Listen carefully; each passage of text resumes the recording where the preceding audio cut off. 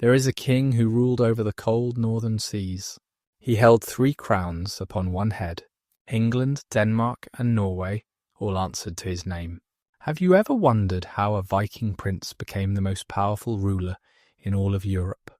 What does it take to build an empire that stretches across the ocean waves? His name was Cnut. Some called him Cnut. History remembers him as Cnut the Great. This is his complete story. Denmark in the early 900s was not the unified nation we know today. It was a collection of territories ruled by various chieftains and petty kings who competed for power and influence. The land itself was divided between the Jutland Peninsula and the islands to the east. Control over these regions was constantly contested. Into this fragmented landscape came Gorm the Old. We do not know exactly when he was born, perhaps around 900 or slightly before. The sources from this period are limited and often contradictory.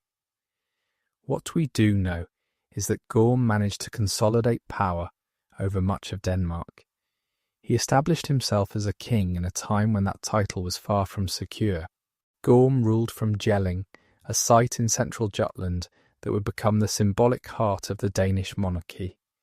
Here, he erected a great burial mound for his wife, Thyra. The Jelling stones, massive carved rune stones that still stand today, commemorate both Gorm and his successors. These stones are among the most important historical monuments in Scandinavia. Thyra was a remarkable woman in her own right.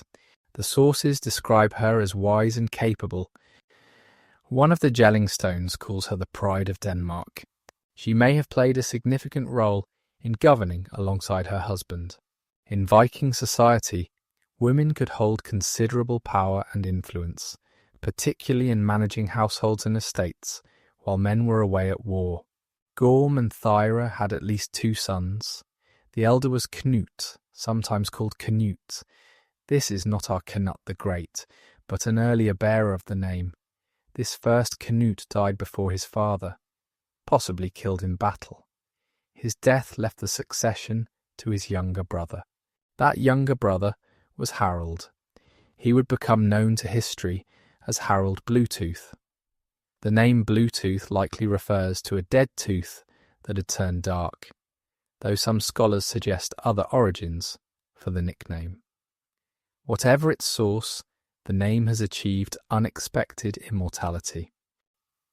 The modern Bluetooth wireless technology is named after this Danish king, and its logo combines the runic initials of his name. Harald Bluetooth came to power around 958, following the death of his father Gorm. He would rule Denmark for nearly 3 decades, and his reign marked a transformative period in Danish history. The most significant development of Harald's reign was the conversion of Denmark to Christianity. This was not a sudden event, but a gradual process.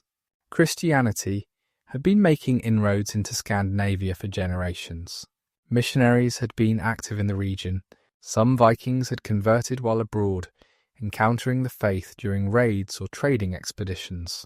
But Harald made Christianity the official religion of Denmark. The larger of the 2 Jelling stones was erected by Harald. Its inscription proudly declares that Harald won for himself all of Denmark and Norway and made the Danes Christian. This stone is sometimes called Denmark's birth certificate because it represents the first written reference to Denmark as a unified Christian kingdom. The conversion to Christianity was not merely a spiritual matter. It had profound political implications. Christian kingdoms were part of a European network, connected by shared faith and institutions. By becoming Christian, Denmark gained legitimacy in the eyes of other European rulers. It opened doors for diplomatic marriages, alliances and trade. It also brought the organisational power of the Church, with its literate clergy who could help administer a growing kingdom. Harald Bluetooth was an ambitious builder. He constructed ring fortresses throughout Denmark, massive circular fortifications that demonstrated both military power and organisational capability.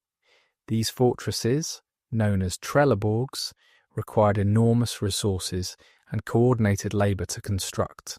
They show that Harold commanded a sophisticated state apparatus. Harold also expanded Danish influence abroad.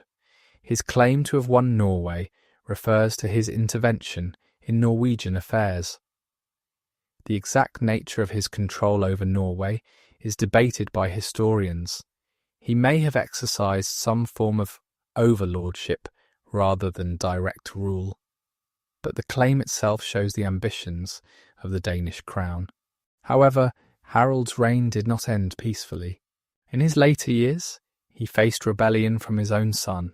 This son was Sweyn, who would become known as Sweyn Forkbeard.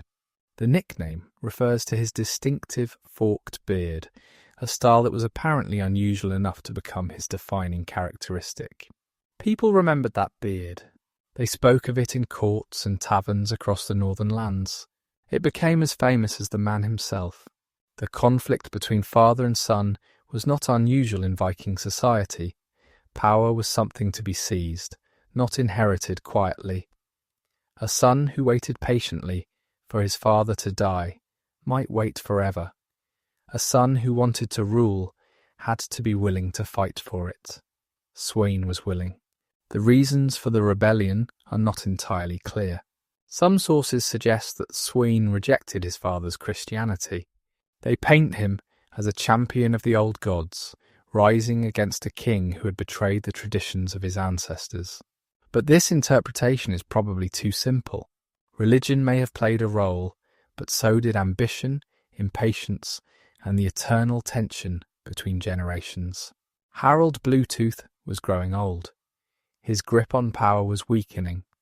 Sweyn saw an opportunity and took it.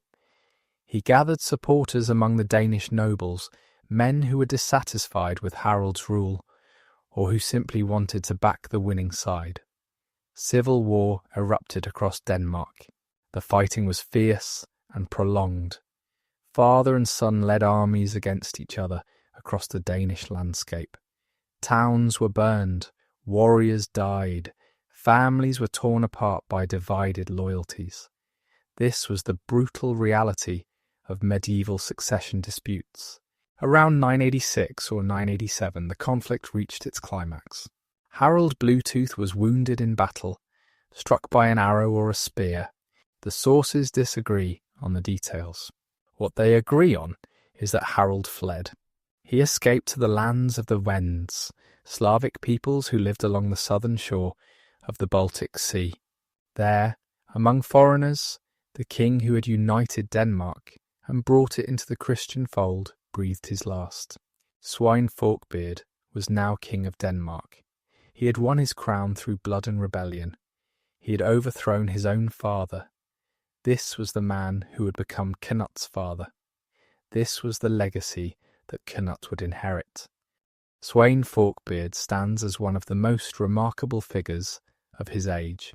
He was a warrior, a politician, and a conqueror. He built upon the foundations laid by his father and grandfather, but he also surpassed them. Where they had ruled Denmark, he would rule an empire. The early years of Sweyn's reign were focused on consolidation. He had won the throne through civil war, and not everyone accepted his victory. There were rivals to be eliminated, nobles to be won over, and a kingdom to be stabilised. Sweyn proved himself equal to these challenges. He was a shrewd judge of men. He knew how to reward loyalty and punish treachery. He surrounded himself with capable advisors and fierce warriors. He built a court that attracted ambitious men from across Scandinavia. Under his rule, Denmark grew stronger and more unified. But Sweyn's ambitions extended far beyond Denmark's borders. He looked across the sea to England, that wealthy island kingdom that had long been a target for Viking raiders. England was rich in silver and gold, in fertile farmland and prosperous towns. It was a prize worth fighting for. The Vikings had been raiding England for over 200 years by Sweyn's time. They had established settlements, conquered territories, and extracted enormous payments of tribute. But no Scandinavian ruler had ever managed to conquer the entire kingdom. Sweyn intended to be the first. His opportunity came from England's weakness.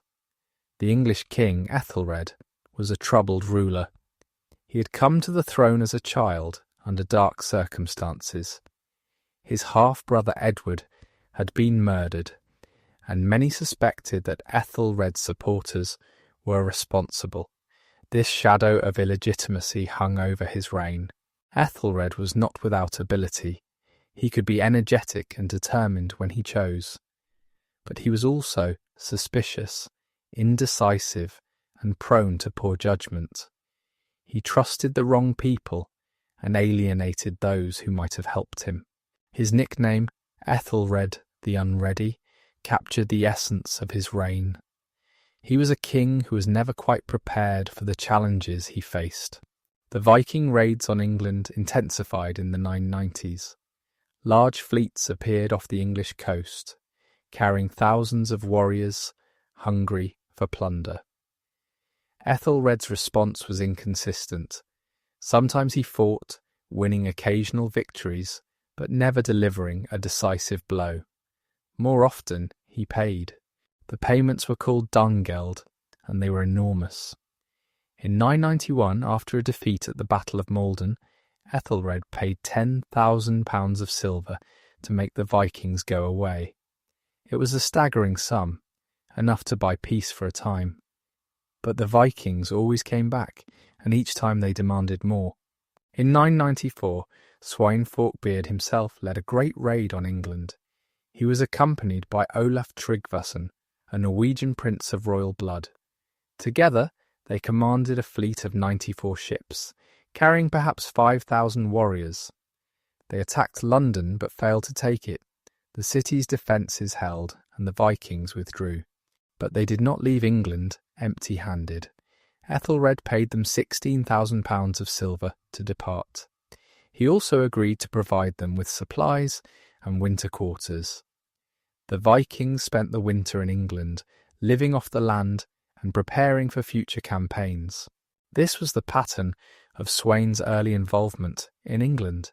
He came, he raided, he collected tribute, and he left. But each visit taught him more about English weaknesses. Each campaign built his reputation and his resources. He was preparing for something bigger. The year 1002 marked a turning point. Ethelred, frustrated by the endless cycle of raids and payments, decided on a drastic solution. On November 13th, the feast day of St. Brice, he ordered the massacre of all Danes living in England. The St. Brice's Day, massacre as it came to be known, was an act of desperation and cruelty. Throughout England, Danish settlers were attacked and killed. Men, women, and children were slaughtered. Churches where Danes had sought sanctuary were burned with the refugees inside. The scale of the massacre is difficult to determine. It probably could not have been carried out completely in areas where Danes were numerous and well established. But in southern England, where Danish settlement was thinner, the killing was extensive. Archaeological evidence from Oxford shows a mass grave of young men who appear to have been violently killed around this time. Among the victims, according to some sources, was Gunhild, the sister of Sweyn Forkbeard. She had been living in England as a hostage, a guarantee of peace between the two kingdoms. If this account is true, her death would have given Sweyn a powerful personal motive for revenge. Whether or not Gunhild actually died in the massacre, the event transformed the conflict between Denmark and England. What had been raiding for profit became a war of conquest. Sweyn was no longer content to extract tribute. He wanted the kingdom itself. The raids that followed were more destructive than anything England had seen before. Sweyn's forces burned and pillaged across the country. They defeated English armies in battle. They demonstrated that Ethelred could not protect his people. The message was clear: submit to Sweyn or suffer. In 1013, Sweyn launched his final campaign. This was not a raid but a full-scale invasion. He brought a massive fleet, carrying an army large enough to conquer a kingdom. His son Cnut accompanied him, learning the arts of war at his father's side. The invasion began in the summer. Sweyn landed first at Sandwich in Kent, on the southeastern coast. But he did not stay there.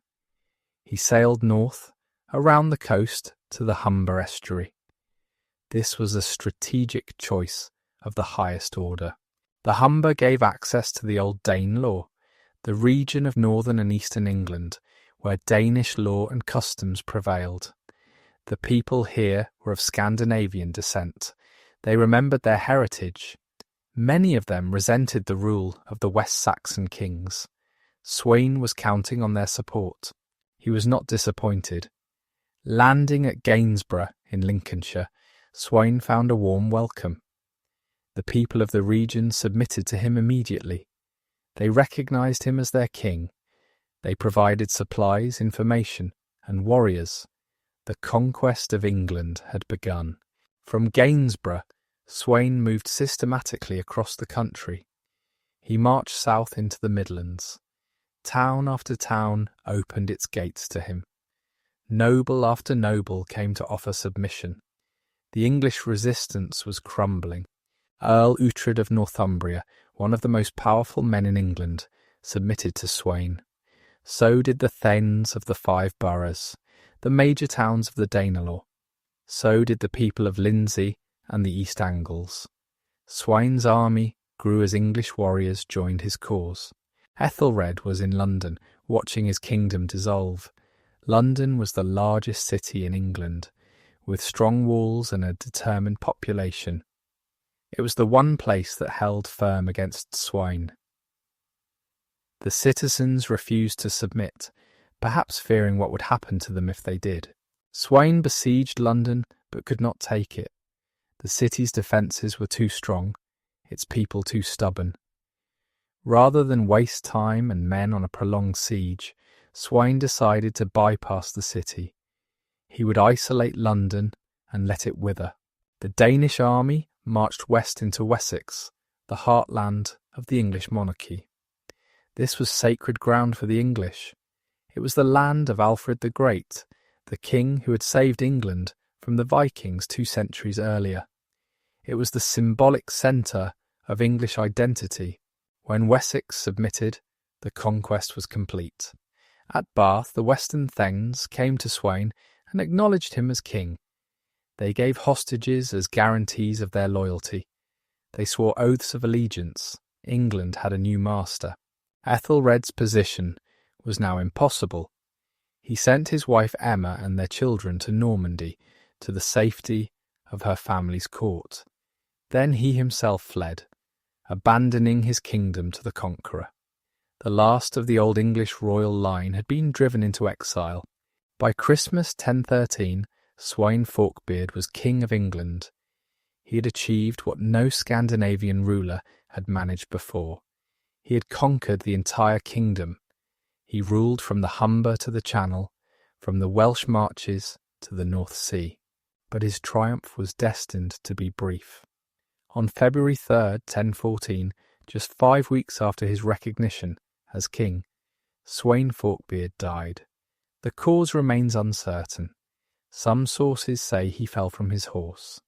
Others claim he was struck down by divine vengeance, killed by the ghost of St. Edmund, an English king martyred by the Vikings long ago.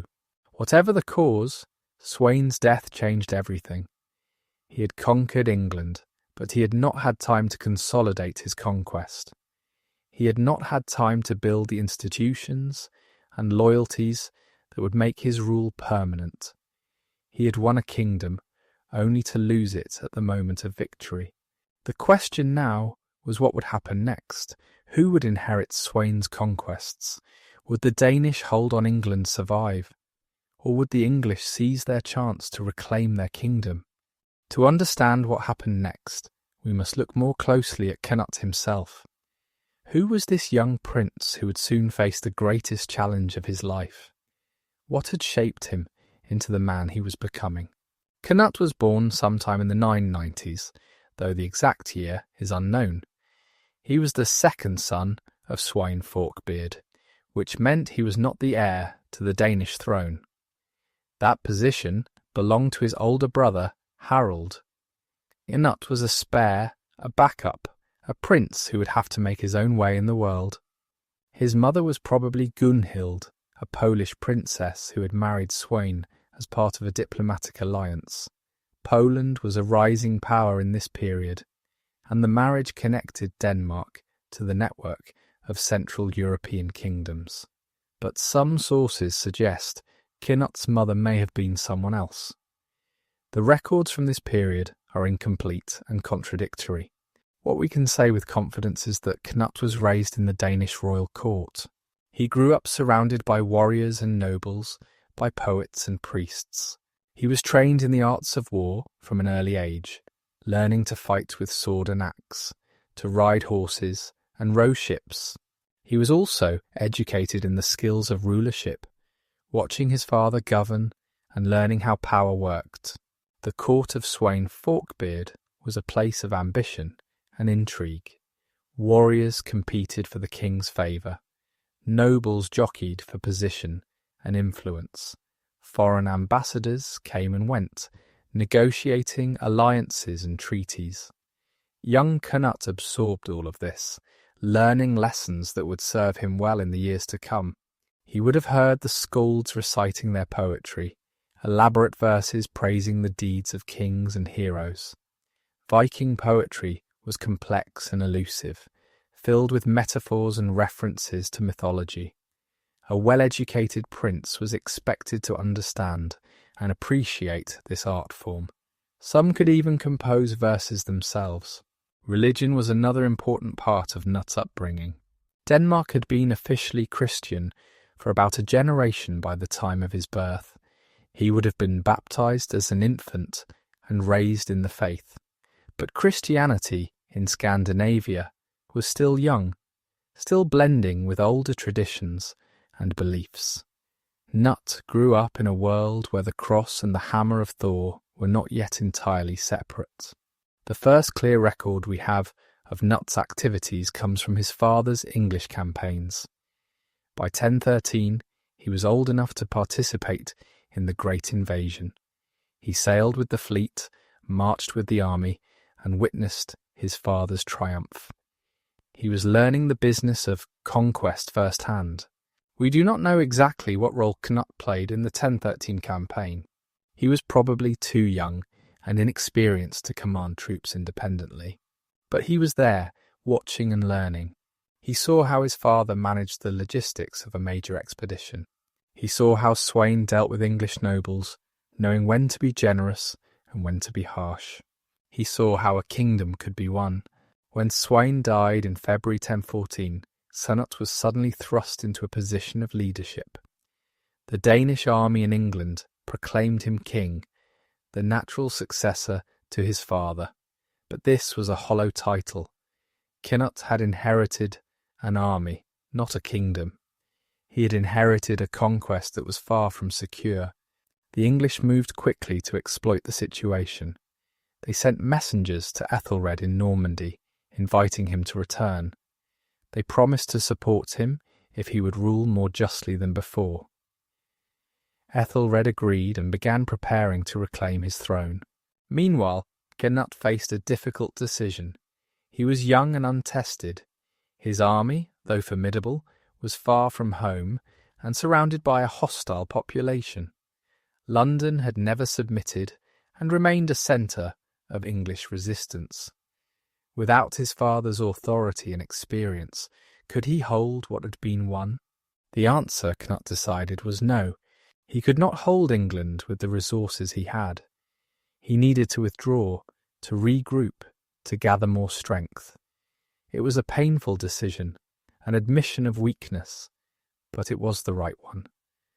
A leader who fights battles he cannot win is not brave. He is foolish. In the spring of 1014, Cnut sailed away from England.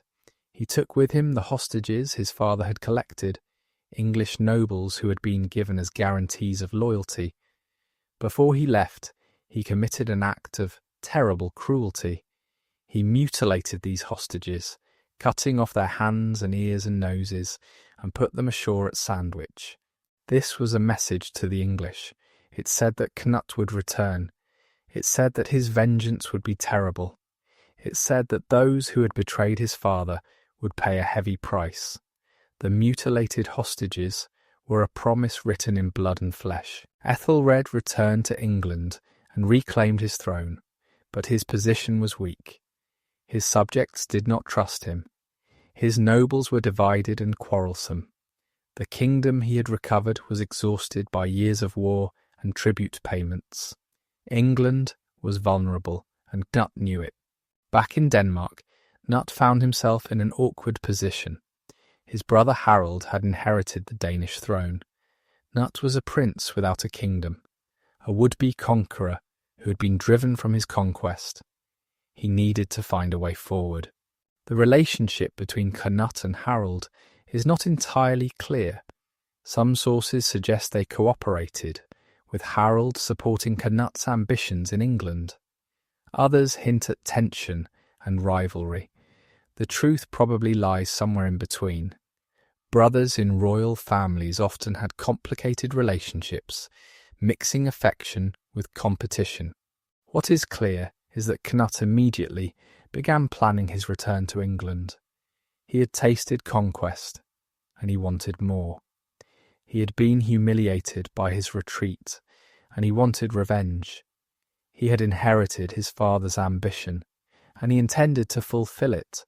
The period between 1014 and 1015 was spent in preparation. Cnut gathered warriors from across Scandinavia. He sent messengers to Norway, to Sweden, to the Viking settlements in the Baltic. He promised glory and plunder to any who would join him. His army grew. He also secured crucial alliances. Thorkel the Tall, a famous Viking warrior, had been serving Ethelred since 1012, but Thorkel was unhappy with his treatment by the English king. When Cnut offered him a place of honour in the coming expedition, Thorkel accepted. He brought with him his followers and his reputation. Thorkel was a formidable figure. He had been a leader of the Jomsvikings, a legendary band of Viking mercenaries known for their discipline and ferocity. He had fought in England for years, first against the English and then for them. He knew the country, knew its defences, knew its weaknesses. His experience would be invaluable. Another important ally was Eric of Hlathir, a Norwegian jarl who had helped Svein Forkbeard conquer Norway. Eric was a seasoned military commander with his own substantial following. His support gave Cnut access to Norwegian warriors and resources. Cnut also secured support from his brother Harold. Denmark would contribute ships and men to the expedition. The resources of the Danish kingdom would back Cnut's bid for the English throne. This was crucial. Without Denmark's support, Cnut could not have assembled the force he needed. By the summer of 1015, Cnut was ready. He had gathered a fleet of perhaps 200 ships, carrying an army of thousands. This was one of the largest Viking expeditions ever assembled. It was a force capable of conquering a kingdom. Cnut himself had changed during the year of preparation. He was no longer the inexperienced youth who had fled England in 1014. He had matured, hardened, grown into his role. He had learned from his father's successes and from his own failures. He was ready to claim his destiny. The invasion of 1015 would be different from the invasion of 1013. Cnut would not simply repeat his father's campaign. He would adapt, innovate, and overcome. He would face challenges his father had never encountered, and he would emerge victorious. In the late summer of 1015, Cnut's fleet set sail for England. The ships cut through the grey waters of the North Sea. Their dragon-headed prows pointed toward destiny. On board were thousands of warriors, the finest fighters Scandinavia could produce. They were hungry for battle, hungry for glory, hungry for the wealth of England. The fleet made landfall at Sandwich in Kent, the same place where Sweyn had first landed 2 years earlier. But Cnut did not linger there. He sailed west along the southern coast, raiding as he went. His army needed supplies, and raiding was the traditional way to obtain them. The English were not caught off guard this time. They knew Cnut was coming. Ethelred had been preparing defences, gathering his own army, trying to rally his fractious nobles. But the English response was hampered by division and distrust. The most serious problem was the conflict between Ethelred and his own son, Edmund. Edmund was called Ironside because of his strength and courage in battle. He was everything his father was not, a capable warrior and a natural leader. But father and son were at odds, quarrelling over strategy and policy. Edmund had married without his father's permission, taking as his wife the widow of a Danish nobleman. This was a political statement, an assertion of independence.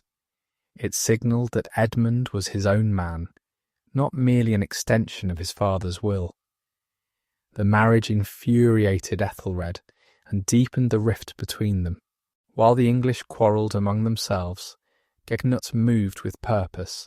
He sailed into the mouth of the River Frome and entered Wessex, the heartland of the English monarchy.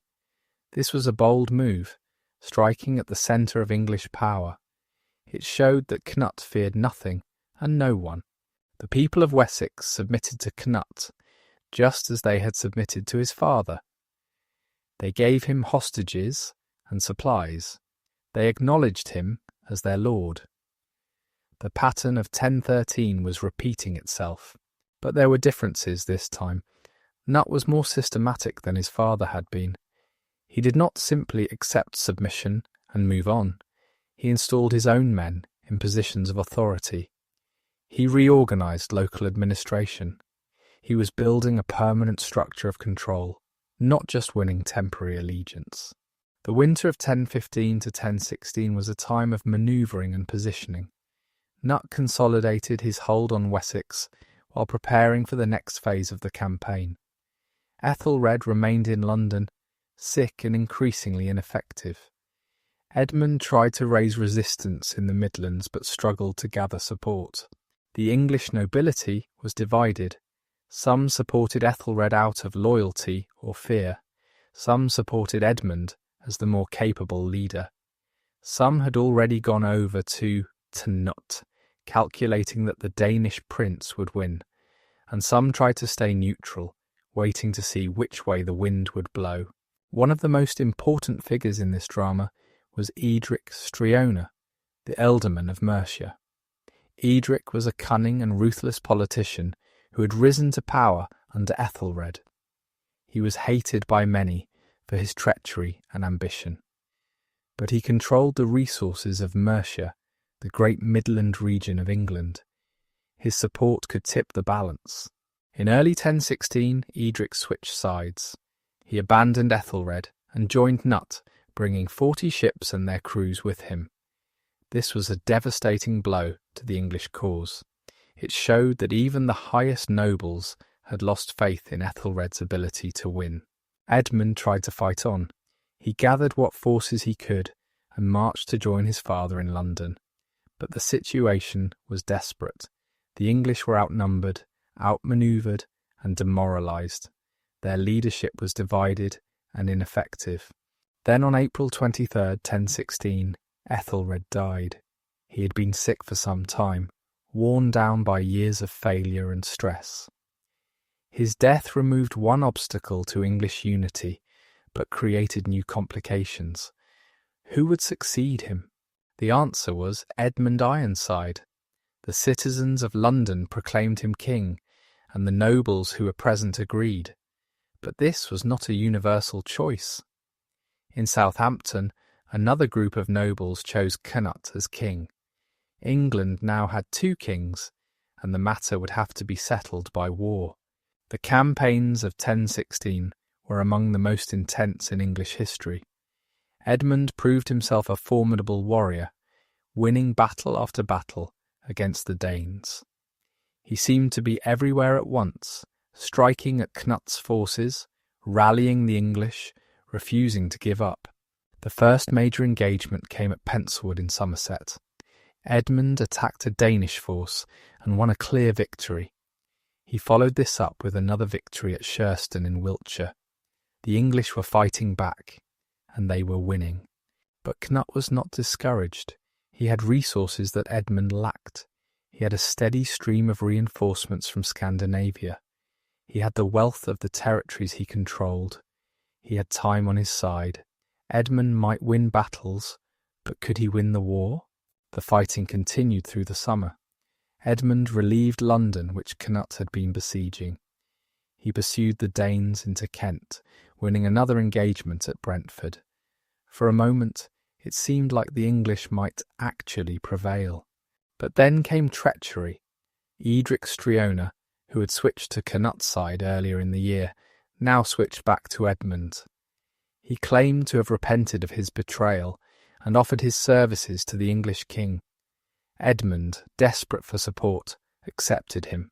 This was a fatal mistake. Edric was not trustworthy. He was playing both sides, waiting to see who would win before committing himself fully. His presence in Edmund's camp was a source of division and suspicion. The decisive battle came on October 18th, 1016, at a place called Assandun. The location is disputed. It may have been Ashington in Essex or Ashton in the same county. Wherever it was the site of one of the bloodiest battles in English history. The two armies met at dawn. Edmund had gathered all the forces he could muster. Cnut had done the same. This would be the battle that decided everything. The fighting was fierce and prolonged. The English fought with desperate courage, knowing that everything depended on the outcome. The Danes fought with the confidence of men who had come too far to fail. The clash of weapons and the cries of the wounded filled the air. At a critical moment, Edric Striona betrayed Edmund. He withdrew his forces from the battle, leaving a gap in the English line. Some sources say he actually went over to the Danish side during the fighting. Whatever exactly happened, his treachery was decisive. The English line collapsed. Edmund's army was destroyed. The flower of English nobility died on that field. Bishops, abbots, ealdormen and thanes fell in their hundreds. It was a catastrophe from which the English cause could not recover. Edmund himself escaped the slaughter. He fled west, gathering what survivors he could. But he knew the war was lost. He could not raise another army. He could not continue the fight. He had to make peace. Cnut and Edmund met on an island in the River Severn, possibly at Alney near Gloucester. There they negotiated a treaty that divided England between them. Edmund would keep Wessex, the southern heartland. Cnut would have everything north of the Thames. When one of them died, the other would inherit his territory. It was a compromise, but it was also a recognition of reality. Neither side had the strength to destroy the other completely. A divided England was better than endless war. But the division did not last long. On November 30th, 1016, just 6 weeks after the treaty, Edmund Ironside died. He was only in his mid-20s. The cause of his death is uncertain. Some sources say he died of wounds received in battle. Others claim he was murdered, perhaps at Cnut's instigation. The most dramatic account says that Edmund was killed while using the privy. An assassin hiding beneath the seat stabbed him from below. This story may be legendary, but it captures the sense of treachery and violence that surrounded these events. Whatever the cause, Edmund's death left Cnut as the sole king of England. The treaty had specified that the survivor would inherit everything. Cnut now ruled from the Scottish border to the English Channel. The conquest his father had begun was complete.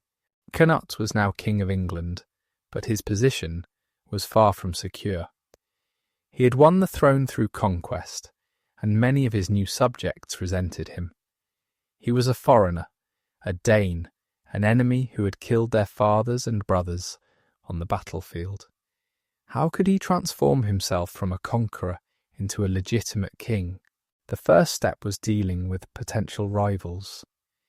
Edmund Ironside was dead, but he had left behind children who might one day claim the throne. Ethelred had also left sons by his second wife Emma, and these princes were in Normandy, safe from Cnut's reach. There were other members of the English royal family who might serve as rallying points for resistance. Cnut's response was ruthless but calculated. He did not simply kill everyone who might oppose him. That would have created more enemies than it eliminated. Instead, he was selective, removing the most dangerous threats while leaving others alone.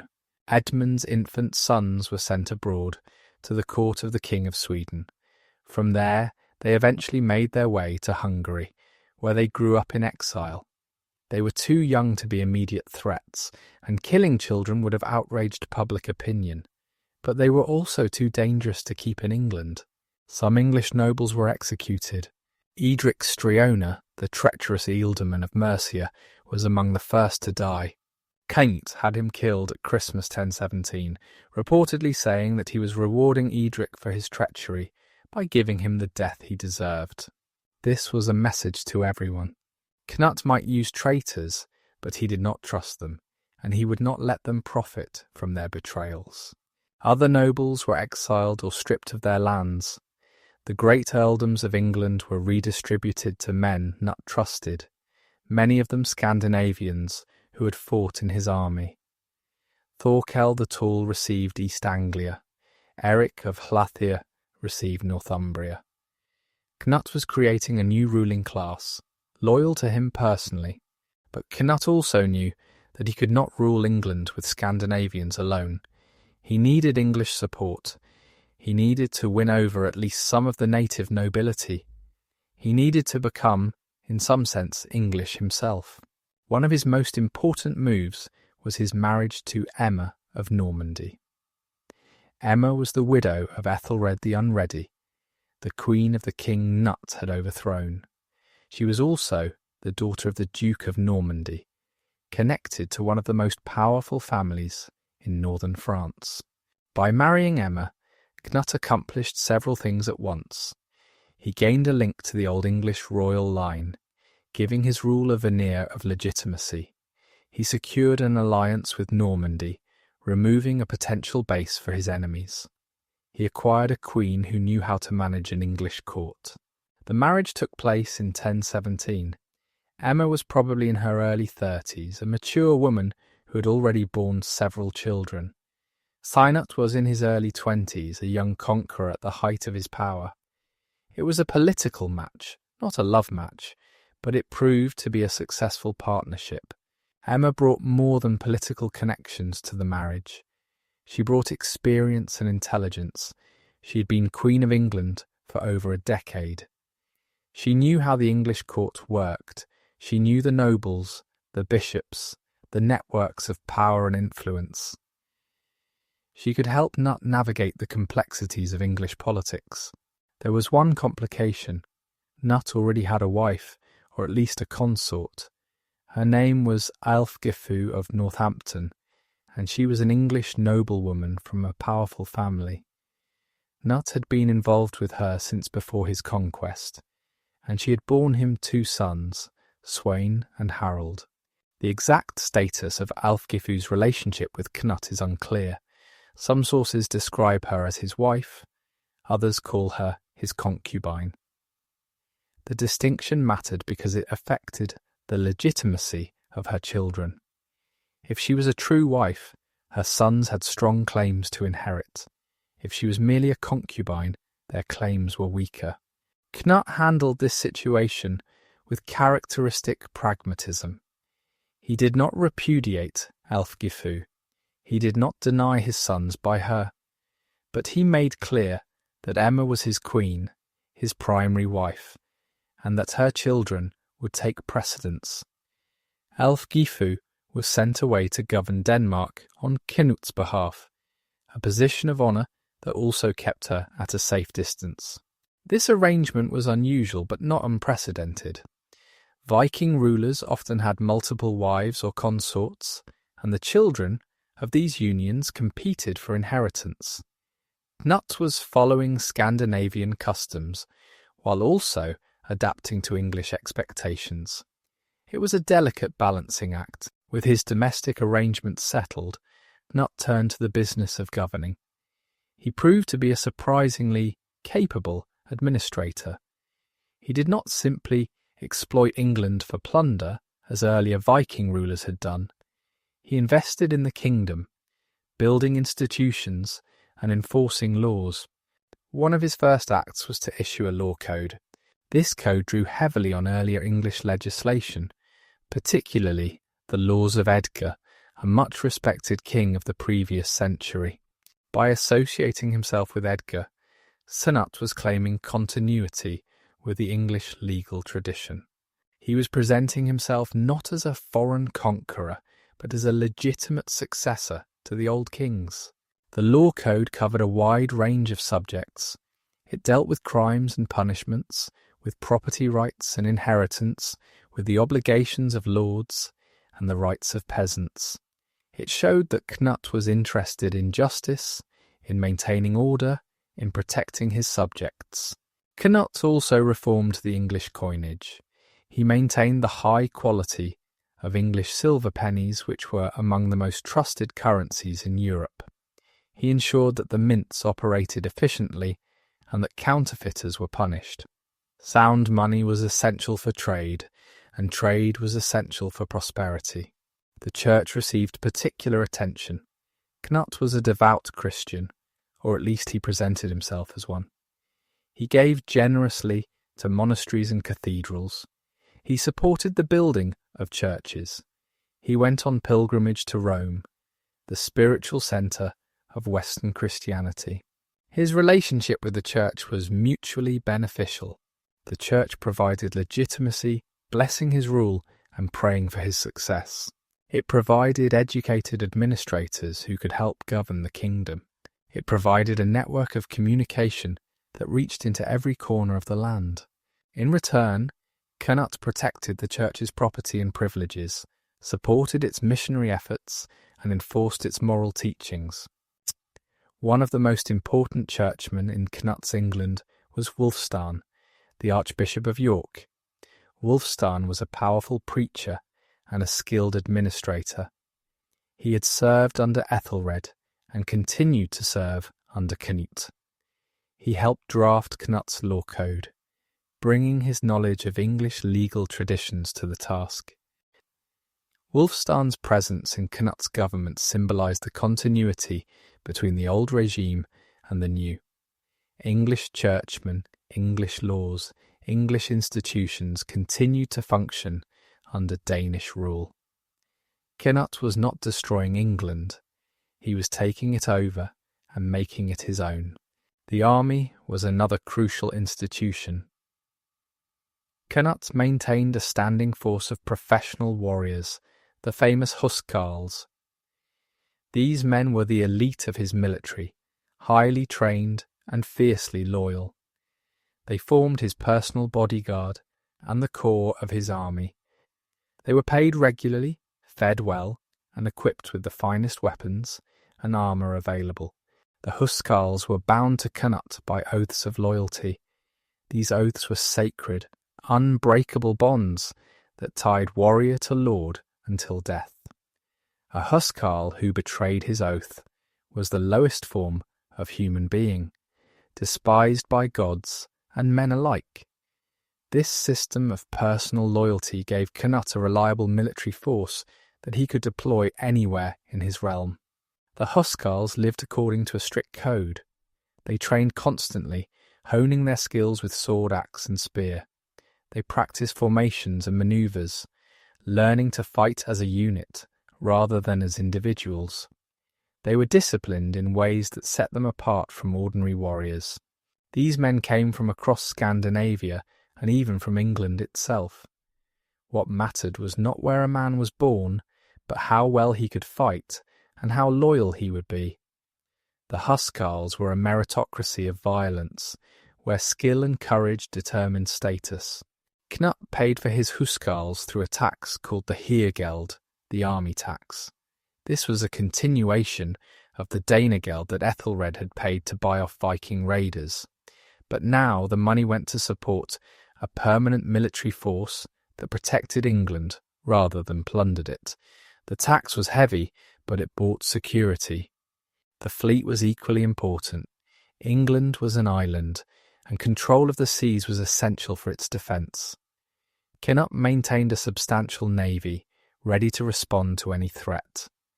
The ships were crewed by skilled sailors who could navigate the treacherous waters around Britain. These naval forces served multiple purposes. They defended the coast against raiders. They transported armies when Cnut needed to project power abroad. They maintained communications between the different parts of Cnut's growing empire. The sea was a highway, and Cnut controlled it. The administrative structure of England remained largely intact under Cnut's rule. The kingdom was divided into shires, each governed by an official called a shire reeve or sheriff. The sheriffs collected taxes, enforced laws, and maintained order. They reported to the ealdormen, the great nobles who controlled larger regions. Cnut reorganised the ealdordoms into larger units that historians often call earldoms. These were vast territories, each commanded by a trusted follower. The Earl of Wessex controlled the wealthy south. The Earl of Mercia controlled the Midlands. The Earl of Northumbria controlled the north. The Earl of East Anglia controlled the eastern regions. This system concentrated power in fewer hands, making it easier for Cnut to maintain control. He could deal with 4 great earls rather than dozens of lesser nobles. The earls, in turn, were dependent on Cnut for their positions. They owed everything to him and would lose everything if he fell. The most powerful of these earls was Godwin, Earl of Wessex. Godwin was an Englishman who had risen to prominence under Cnut's rule. His origins are obscure. Some sources say his father was a simple farmer. Others give him more distinguished ancestry. What is clear is that Godwin was ambitious, capable, and utterly ruthless. Godwin attached himself to Cnut early and proved his worth through loyal service. He fought in Cnut's campaigns, administered his territories, and carried out his orders without question. In return, Cnut showered him with lands and honours. By the end of Cnut's reign, Godwin was the second most powerful man in England. The relationship between Cnut and Godwin illustrates how the new king operated. Cnut rewarded loyalty generously. He elevated men who served him well, regardless of their origins. He created a new aristocracy bound to him by gratitude and self-interest. These men had everything to gain from Cnut's success and everything to lose from his failure. But Cnut was not naive. He knew that loyalty bought with rewards could be sold to a higher bidder. He watched his nobles carefully, looking for signs of treachery. He maintained networks of informants who reported on what was said and done throughout the kingdom. He was generous, but he was also vigilant. The balance between reward and punishment was crucial. Cnut needed his nobles to fear him as well as love him. He needed them to know that betrayal would be punished swiftly and terribly. The fate of Edric Striona served as a constant reminder. Treachery might bring temporary advantage, but it would end in death. England was the jewel of Cnut's empire, but it was not his only possession. He was also King of Denmark, having inherited the throne from his brother Harold around 1018 or 1019. The exact circumstances of Harold's death are unclear. Some sources suggest he died of natural causes, others hint at darker possibilities. Whatever happened to Harold, Cnut was now ruler of both England and Denmark. He held 2 crowns, commanded 2 kingdoms, and controlled both sides of the North Sea. This was unprecedented. No ruler before him had united these lands under a single authority. The combination of England and Denmark created something historians call the North Sea Empire. This was not an empire in the Roman sense, with centralized administration and uniform laws.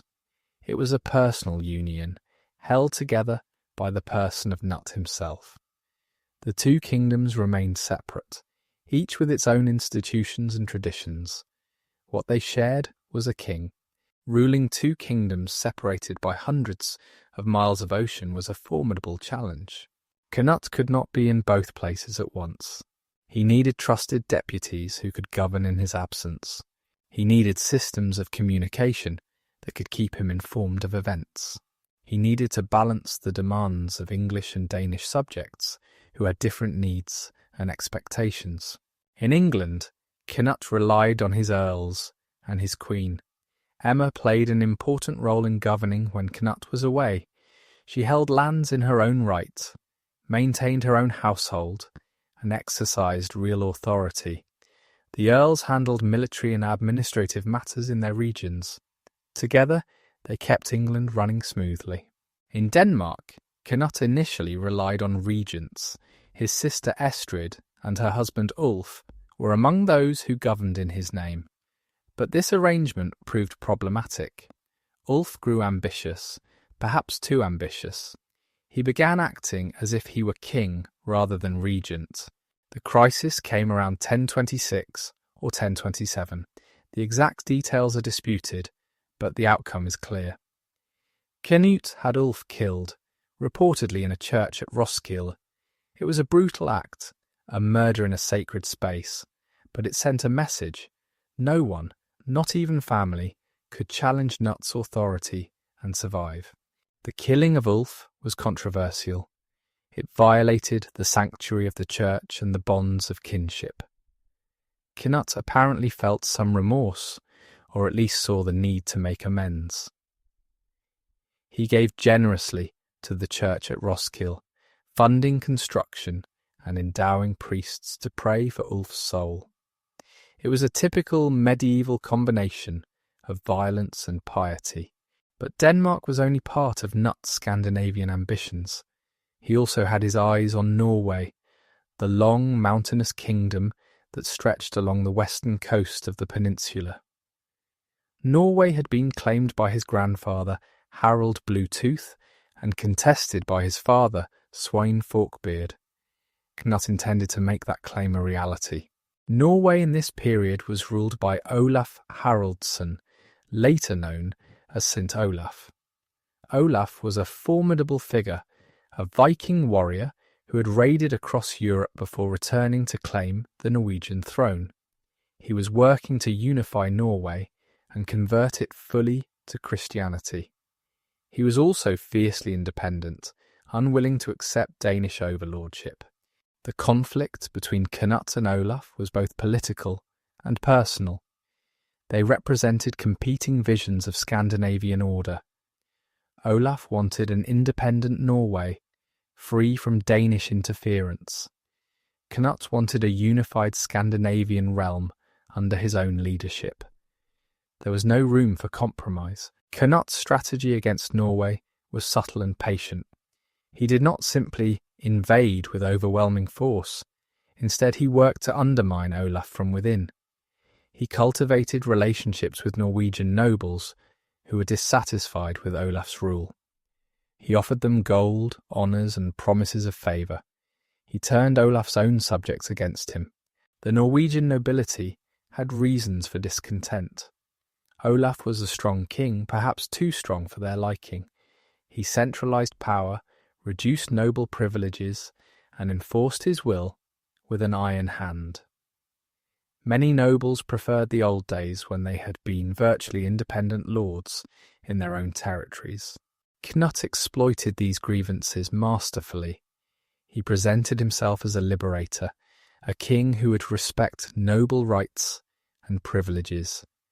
He promised that Norwegian nobles would have more freedom under his rule than under Olaf's. It was a seductive message, and many listened. The gold that flowed from England made Cnut's promises credible. He could afford to be generous. He could buy loyalty on a scale that Olaf could not match. The wealth of England, extracted through taxes and trade, funded Cnut's expansion into Norway. By the mid-1020s, Olaf's position was crumbling. Noble after noble defected to Cnut. Regions that had supported Olaf now declared for the Danish king. The tide was turning inexorably against the Norwegian ruler. In 1028, Cnut sailed to Norway with a great fleet. He did not have to fight a major battle. The opposition had already melted away. Olaf fled into exile, first to Sweden and then to Russia, where he found refuge at the court of Yaroslav the Wise in Kiev. Cnut was proclaimed King of Norway at the Thing at Nidaros. He had achieved what his grandfather and father had only dreamed of. He now ruled 3 kingdoms.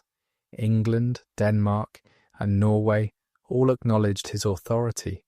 He was the master of the North Sea world. But holding Norway proved more difficult than taking it. The Norwegians were a proud and independent people. They resented foreign rule, even when that rule was relatively light. Cnut could not be present in Norway to govern directly. He had to rely on regents, and his choice proved unfortunate. Canute appointed Ælfgifu of Northampton and her son Sweyn to govern Norway. This was a way of providing for his first family while keeping them at a distance from England.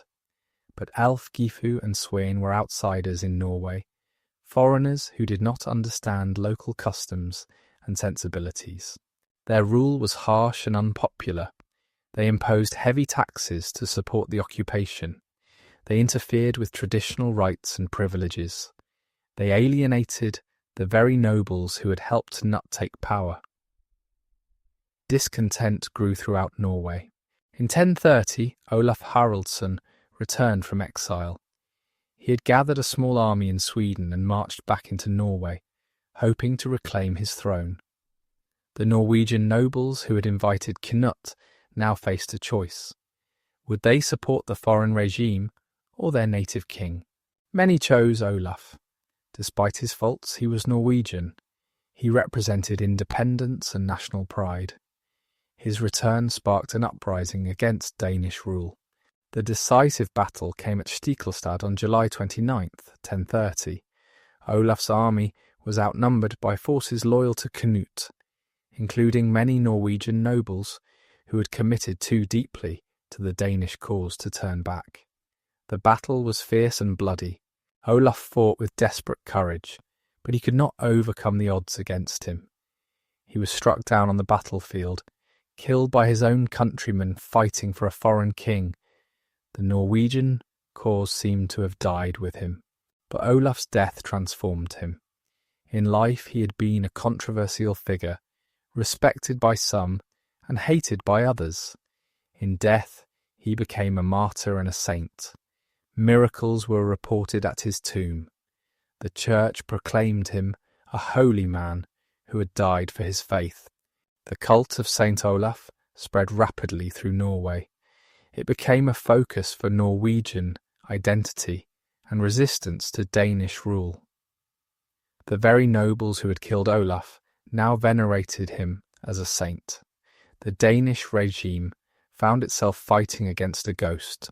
Ælfgifu and Sweyn's position became untenable. The Norwegian uprising grew stronger. By 1035 they were forced to flee. Norway was lost, and Cnut did not live long enough to reconquer it.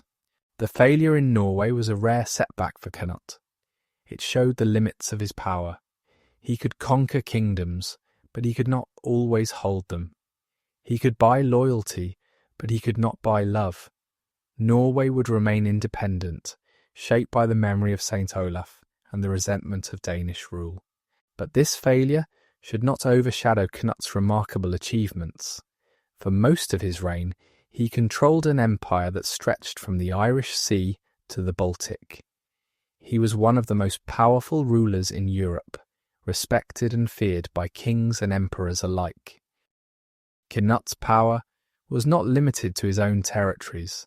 He was a major figure in European politics, cultivating relationships with rulers across the continent. His diplomacy was as impressive as his military achievements. The most important relationship was with the Holy Roman Empire, the vast realm that covered much of Central Europe. The emperor was theoretically the supreme secular ruler of Christendom, the heir to the Roman Caesars. In practice, his power was limited, but his prestige was immense. In 1027, Cnut travelled to Rome for the coronation of Emperor Conrad II. This was a major event, drawing rulers and dignitaries from across Europe. Cnut's presence demonstrated his status as a leading European monarch. He was no longer a Viking raider, but a Christian king, worthy of respect. Cnut used the occasion to negotiate with Conrad. The two rulers reached agreements on trade and borders. Most importantly, Conrad agreed to reduce the tolls that English and Danish merchants paid when travelling through imperial territory. This was a significant economic concession, showing that Cnut could hold his own in negotiations with the most powerful ruler in Europe. Cnut also met with Pope John XXIX during his Roman visit. The Pope was the spiritual leader of Western Christianity, the successor of St. Peter. His blessing conferred legitimacy on rulers, and his condemnation could undermine them. Cnut sought and received the Pope's favour. The meeting with the Pope had practical benefits as well. Cnut negotiated reductions in the fees that English archbishops paid when receiving their palliums, the symbols of their office, from Rome. He also secured concessions for English pilgrims travelling to the Holy City. These achievements enhanced Cnut's reputation as a protector of the Church and its people. Cnut wrote a famous letter from Rome to his subjects in England. This letter survives and gives us a rare glimpse into his thinking. He described his meetings with the Pope and Emperor. He announced the concessions he had won. He promised to rule justly and to protect the Church. The letter also reveals Cnut's piety, or at least his desire to appear pious. He described himself as a humble servant of God, grateful for divine favour. He asked his subjects to pray for him and to live according to Christian teachings. Whether this piety was sincere or calculated, it served his political purposes. Cnut's relationships with other Scandinavian rulers were more complicated. We have already seen his conflict with Olaf of Norway. He also had dealings with the kings of Sweden, sometimes as allies and sometimes as rivals. Sweden in this period was less unified than Denmark or Norway. Different regions had their own kings or jarls, and central authority was weak. Cnut cultivated relationships with various Swedish leaders, playing them off against each other and against his enemies. One important connection was with Anund Jakob, King of Sweden. Anund was initially hostile to Cnut, allying with Olaf of Norway against Danish expansion. The two Scandinavian kings fought together against Cnut in a naval battle at the Holy River around 1026. The battle was inconclusive, but it showed that Cnut faced serious opposition in Scandinavia. Despite this conflict, Cnut eventually reached an accommodation with Sweden. The Swedes were not strong enough to challenge him directly, and he was not interested in conquering their territory. A rough balance of power emerged, with Cnut dominant but not all-powerful. Relations with Scotland were another concern. Scotland was an independent kingdom to the north of England, ruled by its own line of kings. The border between England and Scotland was not clearly defined, and there was frequent conflict over territory and influence. In 1031, Cnut led an expedition to Scotland. The Scottish king Malcolm II submitted to him, acknowledging Cnut as his overlord. Two other kings, probably rulers of smaller territories in the region, also submitted. This was a significant achievement, extending Cnut's influence to the northern limits of Britain. The exact nature of Scottish submission is debated. It probably did not mean that Scotland became part of Cnut's empire in any meaningful sense. More likely, Malcolm acknowledged Cnut's superior power and agreed to maintain peace. It was a recognition of reality rather than a transfer of sovereignty. Ireland was another area of interest. The Irish Sea was a vital waterway, connecting England to the Viking settlements in Ireland and the Isle of Man. Cnut sought to extend his influence over this region, though the details are unclear. The Vikings had been active in Ireland for over 200 years. They had established trading towns like Dublin, Waterford, and Limerick. These towns were centres of commerce and culture, blending Norse and Irish traditions. They were also bases for raiding and warfare. Cnut's relationship with the Irish Vikings is poorly documented. He may have claimed some form of overlordship over Dublin and other settlements. He certainly had connections with Viking leaders in the region. But Ireland remained beyond his direct control, a land of competing kings and shifting alliances. The Welsh were closer to home, but equally independent. Wales was divided among several kingdoms, each with its own ruler. The Welsh had a long history of conflict with the English, defending their independence against pressure from the east. Cnut does not seem to have attempted to conquer Wales. He was content to maintain the existing border and to receive acknowledgement of his superior status. The Welsh kings probably paid him tribute and promised to keep the peace. Beyond that, they were left to manage their own affairs. Cnut's diplomatic network extended even further. He had contacts with the Byzantine Empire, the eastern continuation of the Roman Empire based in Constantinople. Byzantine emperors were among the most sophisticated rulers in the world, presiding over a wealthy and cultured civilization. The connection with Byzantium was primarily commercial. English and Scandinavian merchants traded with the East, exchanging furs, amber, and slaves for silk, spices, and gold. Cnut facilitated this trade, recognizing its value to his economy. There were also religious connections. English churchmen travelled to Constantinople and brought back ideas and artefacts. Byzantine influence can be seen in some English art and architecture from this period. The Christian world was interconnected, and Cnut's England was part of that network. Cnut's international standing was remarkable for a ruler whose grandfather had been a pagan Viking chieftain. In just 3 generations, his family had transformed from raiders to respected Christian monarchs. Cnut himself was accepted as an equal by emperors and popes. He had achieved a level of prestige that would have seemed impossible to earlier generations.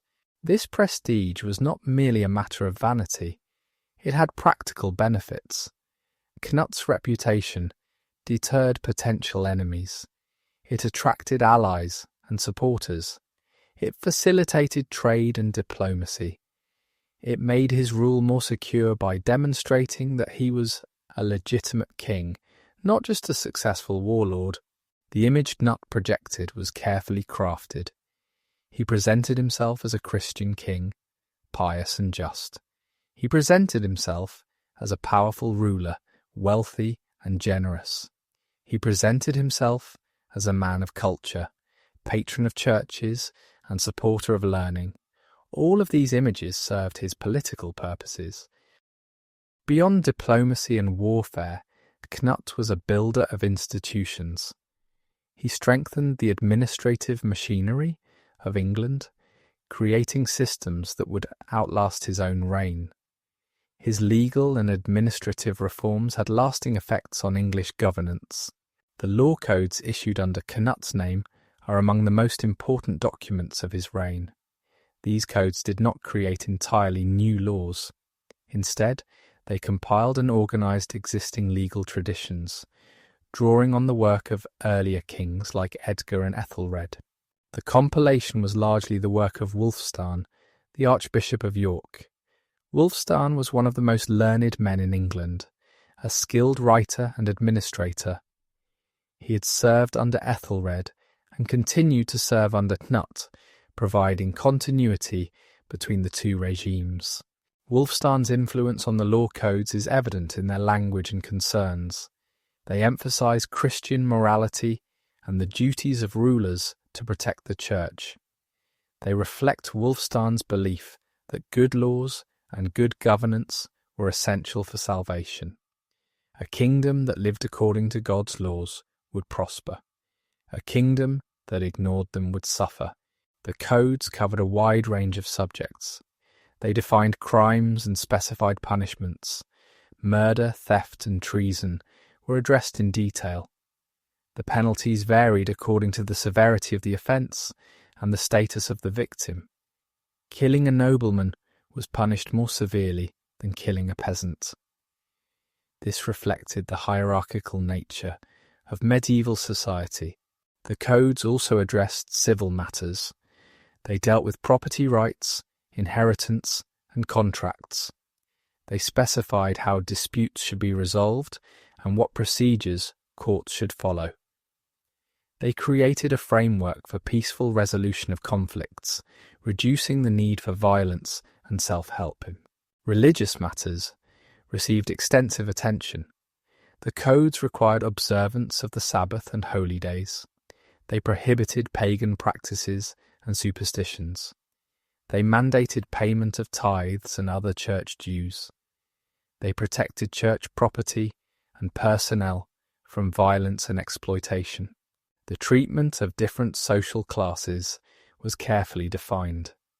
The codes recognized distinctions between nobles, free commoners, and slaves. Each class had different rights and obligations. The law protected everyone, but it did not treat everyone equally. Slavery was still legal in Cnut's England. Slaves, called thralls in Scandinavian terminology, were property. They could be bought, sold, and inherited. They had few legal protections. The codes did place some limits on the treatment of slaves, prohibiting the most extreme abuses, but the institution itself was accepted as part of the natural order. The administration of justice was organised through a system of courts. The lowest level was the 100 Court, which met regularly to handle minor disputes and crimes. Above it was the Shire Court, which dealt with more serious matters. The King's Court was the highest authority, handling cases that affected the realm as a whole. Cnut did not fundamentally change this system. He inherited it from his English predecessors and maintained it with minor modifications. What he did was ensure that it functioned effectively. He appointed capable officials, enforced attendance at courts, and punished those who obstructed justice. The role of the king in the legal system was crucial. The king was the ultimate source of justice, the final court of appeal. He had the power to pardon criminals and to override lower courts. He also had the responsibility to ensure that justice was done throughout his realm. Cnut took this responsibility seriously. He travelled throughout England, hearing cases and resolving disputes. He made himself accessible to his subjects, at least in theory. Anyone with a grievance could appeal to the king for justice. This personal involvement in governance was essential for maintaining royal authority. The coinage system was another area of administrative achievement. English coins were famous throughout Europe for their quality and consistency. They were made of good silver, accurately weighed, and widely accepted in trade. Maintaining this standard required careful oversight. Cnut continued the policies of his predecessors, ensuring that the mints operated honestly and that counterfeiters were punished. He periodically recalled old coins and issued new ones, a practice that generated revenue for the crown while maintaining confidence in the currency. The design of the coins changed regularly, making it easy to identify when a coin had been minted. This helped prevent the circulation of worn or debased coins. It also provided a form of royal propaganda, with the king's image and name appearing on every coin. Tax collection was essential for funding the government. The main taxes were the geld, a land tax assessed on hides of land, and various customs duties on trade. The geld was collected by local officials and forwarded to the royal treasury. It was an efficient system that generated substantial revenue. Cnut used this revenue to maintain his army and navy, to reward his followers, and to support the church. He was generous with his wealth, distributing gifts to those who served him well. This generosity was not mere extravagance. It was a political tool, binding men to him through gratitude and self-interest. The administrative system depended on written records. Charters documented grants of land and privileges.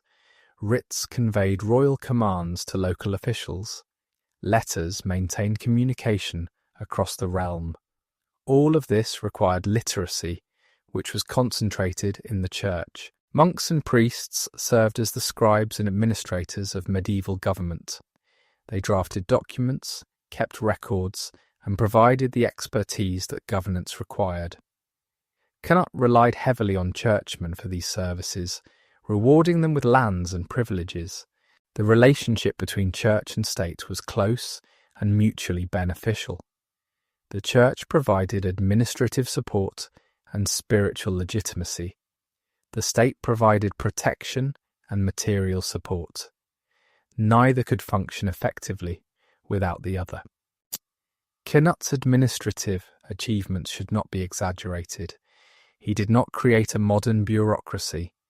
Government remained personal, dependent on the king's own energy and attention. When Cnut was present, things worked well. When he was absent, problems could arise, but within the limitations of his time, Cnut was an effective administrator. He maintained order, enforced justice, and kept the machinery of government running.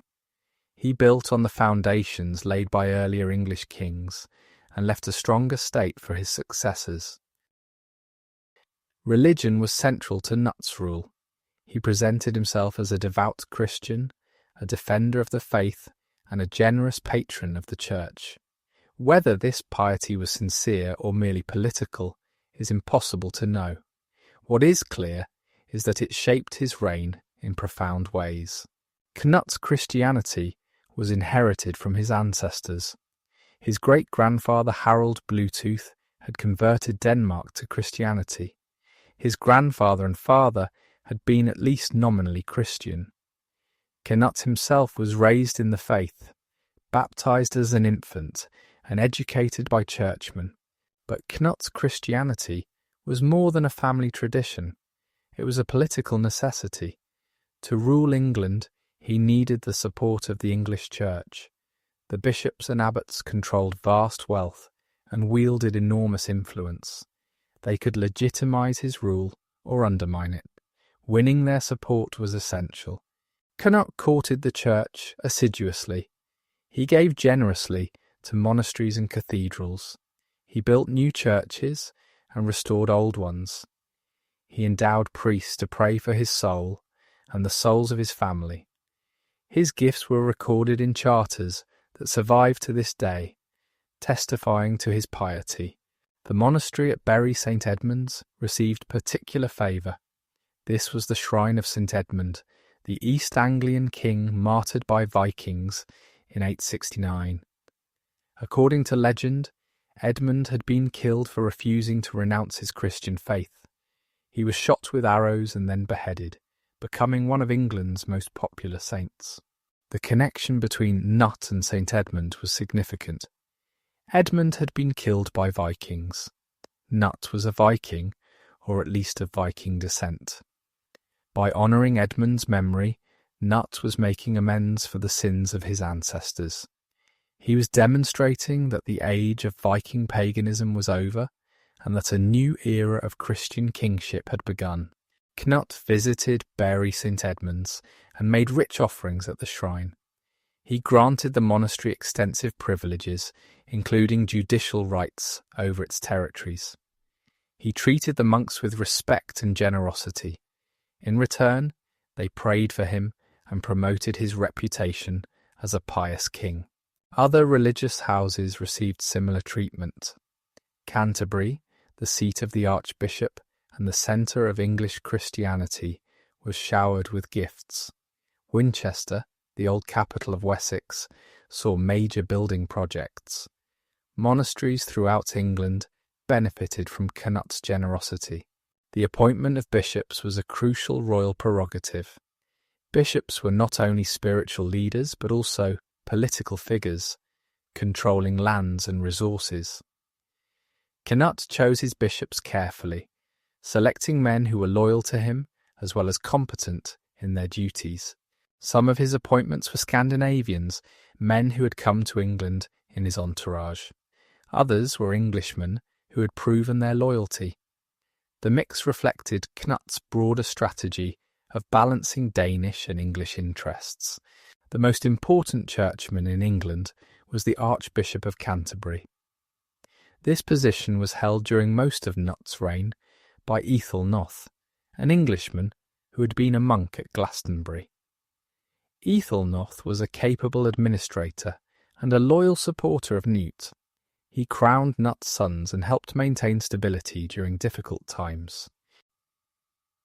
Wulfstan, the Archbishop of York, was another key figure. We have already seen his role in drafting Cnut's law codes. Wulfstan was a powerful preacher whose sermons denounced sin and called for repentance. He saw the Viking invasions as divine punishment for English wickedness. Under Cnut, he worked to reform society according to Christian principles. Cnut's pilgrimage to Rome in 1027 was the most dramatic expression of his piety. Pilgrimages were common in medieval Christianity. Travelling to holy sites, enduring hardship along the way, and praying at sacred shrines were believed to earn spiritual merit. Rome, the city of St. Peter and St. Paul, was one of the holiest destinations. The journey to Rome was long and arduous. Cnut travelled overland through France and across the Alps. He faced the dangers of the road, including bandits, harsh weather, and difficult terrain. The fact that he undertook such a journey demonstrated his devotion. In Rome, Cnut visited the holy sites. He prayed at the tombs of the apostles. He attended the coronation of Emperor Conrad II. He met with Pope John XXIX and secured concessions for the English Church.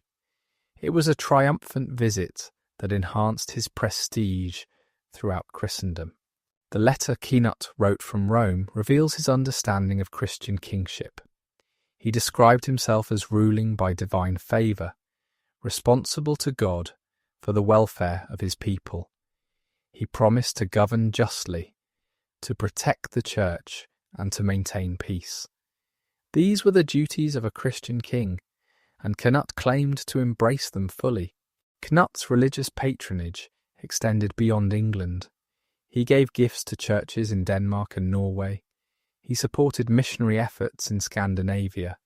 He worked to spread Christianity throughout his realm, continuing the work begun by his ancestors.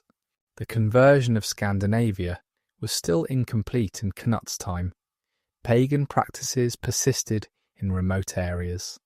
The old gods still had their followers.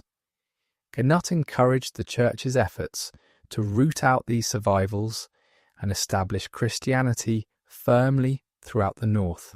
His support for the Church was not entirely selfless. The Church provided services that Cnut needed. Literate clergy staffed his administration. Bishops and abbots provided counsel and support. Churches served as centres of communication and control. The relationship was symbiotic, each side benefiting from the other, but there may have been genuine faith as well. Cnut lived in an age when everyone believed in God, heaven, and hell. The question was not whether the supernatural was real, but how to secure divine favour. Cnut may have sincerely believed that his generosity to the Church would benefit his soul. The Church also helped Cnut manage his complicated personal life. He had 2 wives or consorts, Ælfgifu of Northampton and Emma of Normandy. This arrangement was irregular by strict Christian standards, which demanded monogamy, but the church did not press the issue too hard. Cnut was too powerful and too useful to antagonize. The question of which wife took precedence had implications for the succession. Children of a legitimate marriage had stronger claims than children of a concubine. By recognizing Emma as his queen, Cnut signalled that her children would inherit. But Ælfgifu's sons were not entirely excluded, creating potential for future conflict. Cnut's religious policies helped legitimize his rule. He was not just a foreign conqueror, but a Christian king, anointed by the church and blessed by God. This legitimacy was essential for maintaining order and securing the loyalty of his subjects. Of all the stories told about Cnut, none is more famous than the legend of the waves. According to this tale, Cnut ordered the tide to stop, only to be soaked when it refused to obey. The story has been told and retold for nearly 1,000 years. But what does it really mean? The earliest version of the story comes from Henry of Huntingdon, a chronicler who wrote about a century after Cnut's death. Henry tells us that Cnut had his throne set on the seashore. He commanded the rising tide to halt and not wet his feet or robes. The tide, of course, ignored his command and continued to rise, soaking the king. According to Henry, Cnut then spoke to his courtiers. He pointed out that the power of kings is empty and worthless. Only God is worthy of the name king, because heaven, earth, and sea all obey his laws. Cnut never wore his crown again, Henry tells us. Instead, he placed it on the head of a crucifix, acknowledging that true kingship belongs to Christ alone. This story has often been misunderstood. In popular imagination, Cnut is portrayed as a foolish or arrogant king who actually believed he could command the tide. He becomes a symbol of hubris, of rulers who overestimate their own power. But this interpretation gets the story backwards. In Henry's telling, Cnut knew perfectly well that he could not stop the tide. That was the whole point. He staged the demonstration to teach his flattering courtiers a lesson. They had been praising him excessively, treating him as if he were all-powerful. Cnut wanted to show them that even the mightiest king is nothing compared to God. The story, properly understood, is about humility rather than arrogance. Cnut is the wise king who recognizes the limits of human power. He uses a dramatic gesture to make a theological point. He demonstrates his piety by acknowledging God's supreme authority. Whether the incident actually happened is another question. Henry of Huntingdon wrote long after Cnut's death, and he does not cite a source for the story. It may be a legend that grew up around Cnut's memory, illustrating his reputation for wisdom and piety. The location of the supposed event is also uncertain. Various places in England claim to be the site where Cnut commanded the tide. Southampton, Bosham, Westminster, and Gainsborough have all been suggested. The multiplicity of claims suggests that the story was widely known and that different communities wanted to associate themselves with it. The legend fits with other aspects of Cnut's image. He was known as a generous patron of the church. He went on pilgrimage to Rome. He issued law codes that emphasized Christian morality. The story of the waves reinforces this picture of a pious king who understood his place in the divine order. But we should also consider what the legend reveals about medieval attitudes toward kingship. Kings in this period were believed to rule by divine right. God chose them and gave them authority over their subjects. But this authority was not unlimited. Kings were accountable to God for how they used their power. A good king was one who recognized this accountability. He ruled justly, protected the weak, and supported the church. He did not let power corrupt him or make him forget his dependence on divine favor. The story of Cnut and the waves illustrates this ideal perfectly. The contrast with bad kings is implicit in the legend. A bad king would have believed the flattery of his courtiers. He would have thought himself truly all-powerful. He would have been humiliated when the tide proved him wrong. Cnut, by contrast, was wise enough to know better from the start. This interpretation served the interests of the Church. It reminded kings that their power came from God and could be taken away. It warned against pride and self-aggrandizement. It promoted the idea that kings should listen to the Church, which spoke for God on earth. The legend may also reflect anxieties about Cnut's foreign origins. He was a Dane, a descendant of Vikings who had terrorized England for generations. Some English people may have wondered whether such a man could be a true Christian king. The story of the waves answered these doubts by showing Cnut's exemplary piety. Over time, the story took on a life of its own. It was repeated by chronicler after chronicler, each adding their own details and interpretations. It became one of the most famous stories in English history, known to schoolchildren and scholars alike. The misinterpretation of the legend as a story of arrogance rather than humility is relatively modern. It seems to have developed in the 17th and 18th centuries, when attitudes toward monarchy were changing. In an age of growing skepticism about royal power, the story was reread as a cautionary tale about the foolishness of kings. This reinterpretation says more about later periods than about Cnut himself. It shows how historical figures can be reshaped to fit the concerns of different eras. The real Cnut, insofar as we can know him, was a shrewd and capable ruler who understood the importance of religious legitimacy.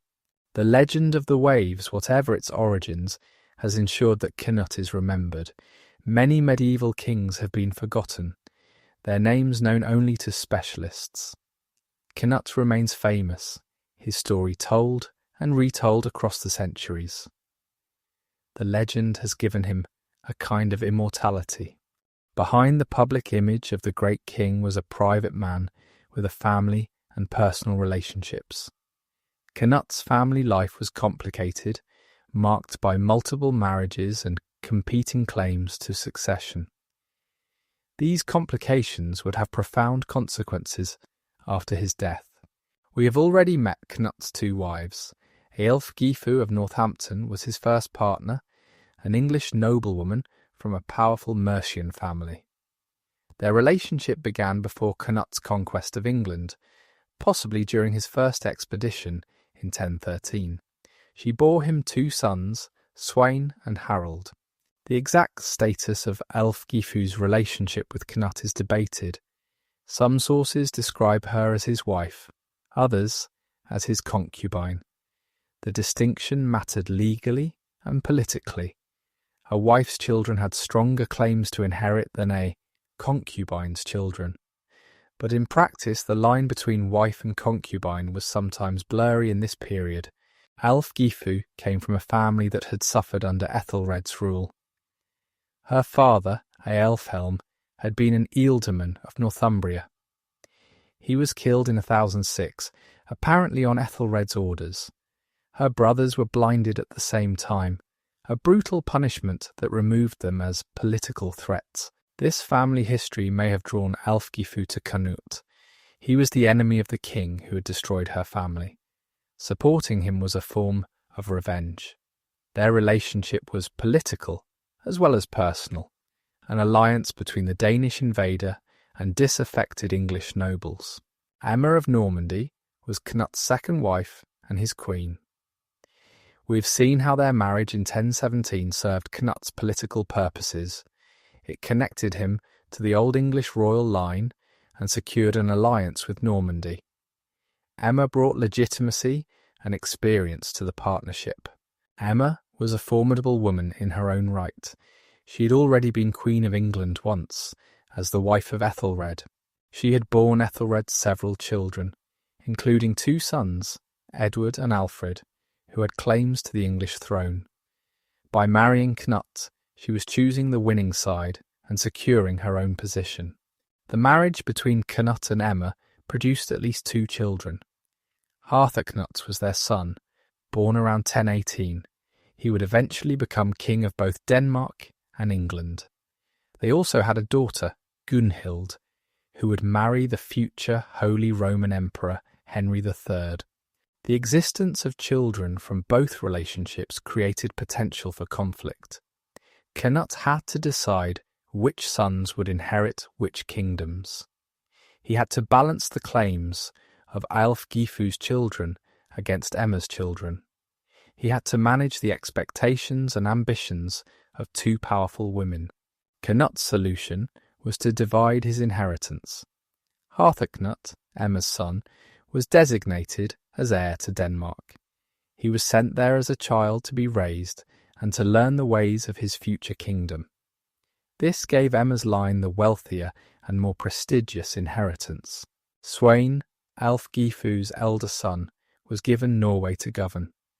We have seen how this arrangement ended badly, with Sweyn and his mother driven out by a Norwegian uprising. Harald, Ælfgifu's younger son, remained in England, his future uncertain. The question of who would inherit England was left ambiguous. Cnut may have intended Harthacnut to have it, uniting England and Denmark under a single ruler. But circumstances would intervene, and the succession would not go as planned. Cnut's relationships with his children are poorly documented. We know little about his interactions with them as individuals. Medieval sources focus on public events rather than private feelings. We can only guess at what kind of father Cnut was. What we do know suggests that Cnut was concerned with preparing his sons for rule. He gave them responsibilities from an early age. He sent them to govern distant territories. He expected them to prove themselves worthy of their inheritance. The relationship between the 2 mothers was inevitably tense. Ælfgifu and Emma were rivals, competing for Cnut's favour and for the futures of their children. They represented different factions at court, different visions of the succession. Emma seems to have won this competition. She was recognised as queen, while Ælfgifu was sent away to govern Norway. Emma's son Harthacnut was designated as primary heir, but Ælfgifu did not give up. She continued to promote her son's interests, waiting for opportunities to advance their claims. Cnut also had siblings whose fates affected his reign. His brother Harald had died around 1018 or 1019, leaving Cnut as king of Denmark. His sister Estrid was married to various husbands as political alliances required. Her descendants would eventually rule Denmark for centuries. Estrid's first husband was a Slavic prince. After that marriage ended, she married Ulf, a Danish nobleman who became one of Cnut's regents. We have seen how Ulf grew too ambitious and was killed on Cnut's orders. Estrid survived her husband's fall and remained an important figure at the Danish court. Estrid's son by Ulf was named Sweyn. This Sweyn would eventually become king of Denmark as Sweyn Estridsson. He founded a dynasty that ruled Denmark for generations. Through him, Cnut's bloodline continued to shape Scandinavian history long after the North Sea Empire had dissolved. Cnut's extended family connections stretched across northern Europe. He was related by blood or marriage to the rulers of Norway, Sweden, Poland, and Normandy. These connections gave him allies and resources, but also created obligations and complications. The management of these family relationships was a constant concern. Marriages had to be arranged, alliances maintained, and rivalries contained. A medieval king spent much of his time on family politics, balancing competing interests and managing ambitious relatives. Cnut seems to have handled these challenges skillfully for most of his reign. He kept his family members in line, rewarding loyalty and punishing disloyalty. He used marriages to cement alliances and extend his influence. He maintained control over a far-flung network of relatives and dependents. But the fundamental problem remained unsolved. Cnut had too many potential heirs and no clear plan for the succession. His empire was held together by his personal authority. When that authority was gone, the empire would face a crisis. The court of Cnut was a centre of culture, as well as power. Poets, scholars, and artists gathered around the king, seeking patronage and producing works that celebrated his reign. This cultural activity was part of Cnut's strategy for legitimizing his rule and projecting his image. The skalds were particularly important. These were Norse poets who composed elaborate verses in honour of their patrons. Skaldic poetry was technically demanding, using complex metres, intricate wordplay, and extensive use of kennings, metaphorical expressions that substituted for ordinary words. Several skalds are known to have served at Cnut's court. Sigvartur Thordarson was one of the most famous. He had previously served Olaf Haraldsson of Norway, but transferred his allegiance to Cnut after Olaf's fall. His poems praised Cnut's victories and generosity. Ottar the Black was another court poet. He composed a poem called the Knutstrapa, celebrating Cnut's conquest of England. The poem survives only in fragments, quoted by later writers, but these fragments give us glimpses of how Cnut wanted to be remembered. The poems describe Cnut as a mighty warrior, victorious in battle and generous to his followers. They emphasize his royal lineage and divine favour. They present him as the rightful ruler of England, Denmark, and Norway. This was propaganda in poetic form, shaping how contemporaries and posterity would view the king. Skaldic poetry was primarily oral. The poems were composed to be recited aloud, performed at feasts and gatherings. The skald would stand before the king and his court, declaiming verses that praised the ruler's deeds. It was a public performance, witnessed by all present. This oral tradition means that much skaldic poetry has been lost. Poems that were not written down or quoted by later authors have vanished. What survives is probably only a fraction of what was originally composed. Cnut's court may have been even more culturally active than the surviving evidence suggests. The church was another source of cultural production.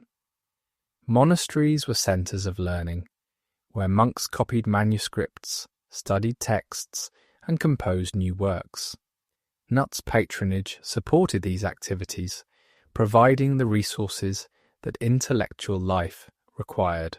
The most important literary work connected to Cnut's reign is the Encomium Emmae Reginae, the Praise of Queen Emma. This was a Latin prose work commissioned by Emma herself, probably in the early 1040s after Cnut's death. It tells the story of Cnut's conquest and reign from Emma's perspective. The Encomium is a fascinating document. It is openly propagandistic, presenting Emma and her family in the best possible light. It glosses over inconvenient facts and emphasizes achievements, but it also provides valuable information about events and attitudes that would otherwise be unknown. The author of the Encomium was probably a monk from Flanders, a region with close ties to both England and Normandy. He wrote in elegant Latin, drawing on classical models. His work shows that Cnut's court had access to sophisticated literary culture. The visual arts also flourished under Cnut's patronage. Churches were decorated with paintings and sculptures. Manuscripts were illuminated with elaborate illustrations. Metalwork of gold and silver was produced for both religious and secular use. Unfortunately, little of this artistic production survives. The centuries since Cnut's time have taken their toll. Churches have been rebuilt, manuscripts lost, metalwork melted down. We can only imagine the splendour of Cnut's court based on scattered survivals and written descriptions. One area where evidence does survive is coinage. Cnut's coins are works of art in miniature, bearing his image and name. The designs changed regularly, showing different portraits and symbols. These coins were produced in large quantities, and many have survived, giving us a direct connection to Cnut's reign. The coin portraits show Cnut in various guises. Sometimes he wears a crown, emphasizing his royal status. Sometimes he holds a scepter or other symbol of authority. The images are stylized rather than realistic, but they convey a sense of majesty and power. Architecture was another form of cultural expression. Cnut sponsored the construction and renovation of churches throughout his realm. These buildings were statements of piety and power, demonstrating the king's commitment to Christianity and his ability to mobilize resources. The church at Assundon, built on the site of Cnut's great victory, was one such project. Cnut established a community of priests there to pray for the souls of those who had died in the battle. The church served as a memorial to the conquest and a demonstration of Cnut's Christian values. Other churches benefited from Cnut's generosity. Canterbury Cathedral received gifts and privileges. Winchester saw major building projects. Monasteries throughout England were enriched by royal patronage. The physical landscape of English Christianity was shaped by Cnut's reign. Music was part of court and church life, though little direct evidence survives. The church used chant in its services, and secular entertainment would have included songs and instrumental music.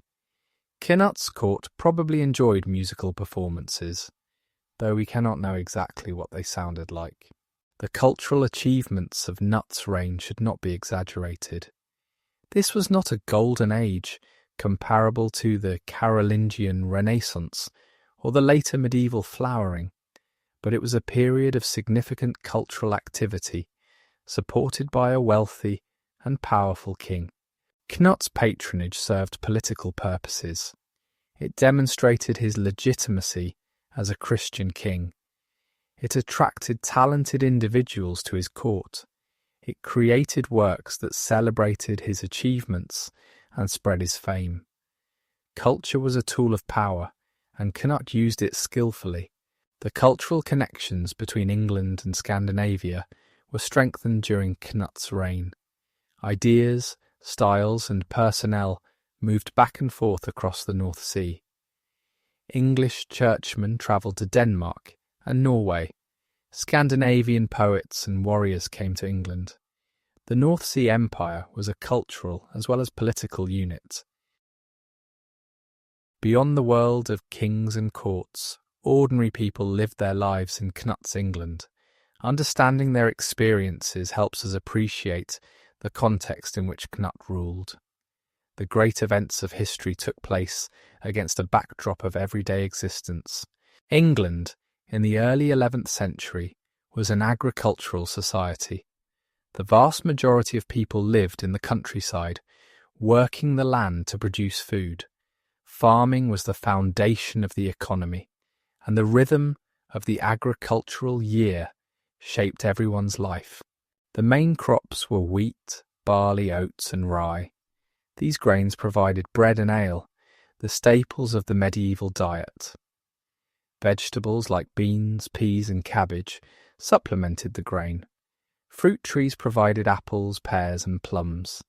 The diet was simple, but generally adequate in good years. Livestock was equally important. Cattle provided meat, milk, and leather. Sheep provided wool for clothing. Pigs were raised for pork, a major source of protein.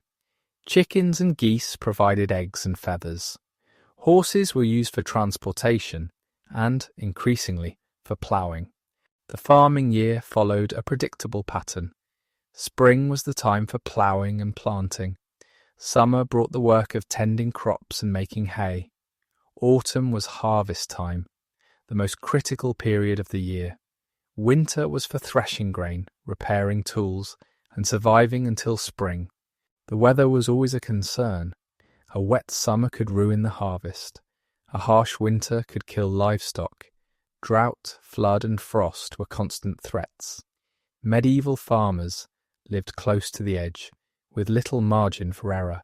Most people lived in small villages, clusters of houses surrounded by fields.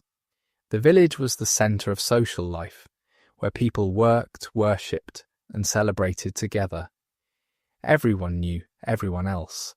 Privacy was rare, and community was everything.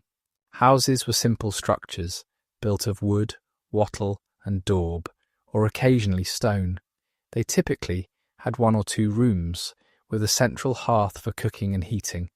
Smoke escaped through a hole in the roof, as chimneys were not yet common. Furniture was minimal, perhaps a table, some benches, and beds stuffed with straw. The lord of the manor dominated village life. He owned the land and controlled access to essential resources like mills and ovting. Peasants owed him labour, produce, and obedience. In return, he provided protection and justice. This relationship was the foundation of the medieval social order. Not all peasants were equal. Some were free, able to leave the manor and own property. Others were unfree, bound to the land and subject to their lord's will. The unfree peasants, called villeins or serfs, could not leave without permission. They were not slaves, but their freedom was severely limited. Towns were growing in importance during Cnut's reign. London was by far the largest, with a population of perhaps 10 to 15,000. Other significant towns included York, Winchester, Lincoln, and Norwich. These urban centres were hubs of trade and craft production. Town life was different from village life. Towns had markets where goods were bought and sold. They had craftsmen who produced specialised products. They had a degree of freedom and self-governance that was rare in the countryside. Towns were places of opportunity, attracting ambitious people from the surrounding regions. Trade connected England to the wider world. English wool was exported to Flanders, where it was woven into fine cloth. English silver was famous throughout Europe. Imports included wine from France, furs from Scandinavia, and luxury goods from the Mediterranean and beyond. The church was a constant presence in daily life. Every village had its church, where people gathered for services on Sundays and holy days. The priest was often the only literate person in the community, serving as a link to the wider world of learning and authority. Religious observance structured the year. The great festivals of Christmas, Easter, and Pentecost were occasions for celebration. Saints' days provided additional holidays. Fasting was required during Lent and on other occasions. The church calendar gave meaning and rhythm to life. Belief in the supernatural was universal. People believed in God, angels, and saints. They also believed in demons, ghosts, and evil spirits. Magic and superstition coexisted with Christian teaching. Charms and amulets were used to ward off evil. The boundary between religion and magic was blurry. Health and medicine were primitive by modern standards. Disease was common and often fatal. Childbirth was dangerous for both mother and child. Life expectancy was short, perhaps 30 to 40 years on average. Those who survived childhood might live longer, but old age was rare. Medical treatment relied on herbs, prayers, and folk remedies. Physicians existed, but were few and expensive. Most people relied on local healers, often women with knowledge of traditional cures. Monasteries provided some medical care, combining prayer with practical treatments. Violence was a regular part of life. Wars and raids brought death and destruction. Local feuds could escalate into bloodshed. Crime was punished harshly, with executions, mutilations, and brandings. The king's peace was supposed to protect everyone, but enforcement was imperfect. Despite these hardships, life was not without pleasures. Festivals brought feasting, music and dancing. Alehouses provided places to drink and socialise. Games and sports offered entertainment.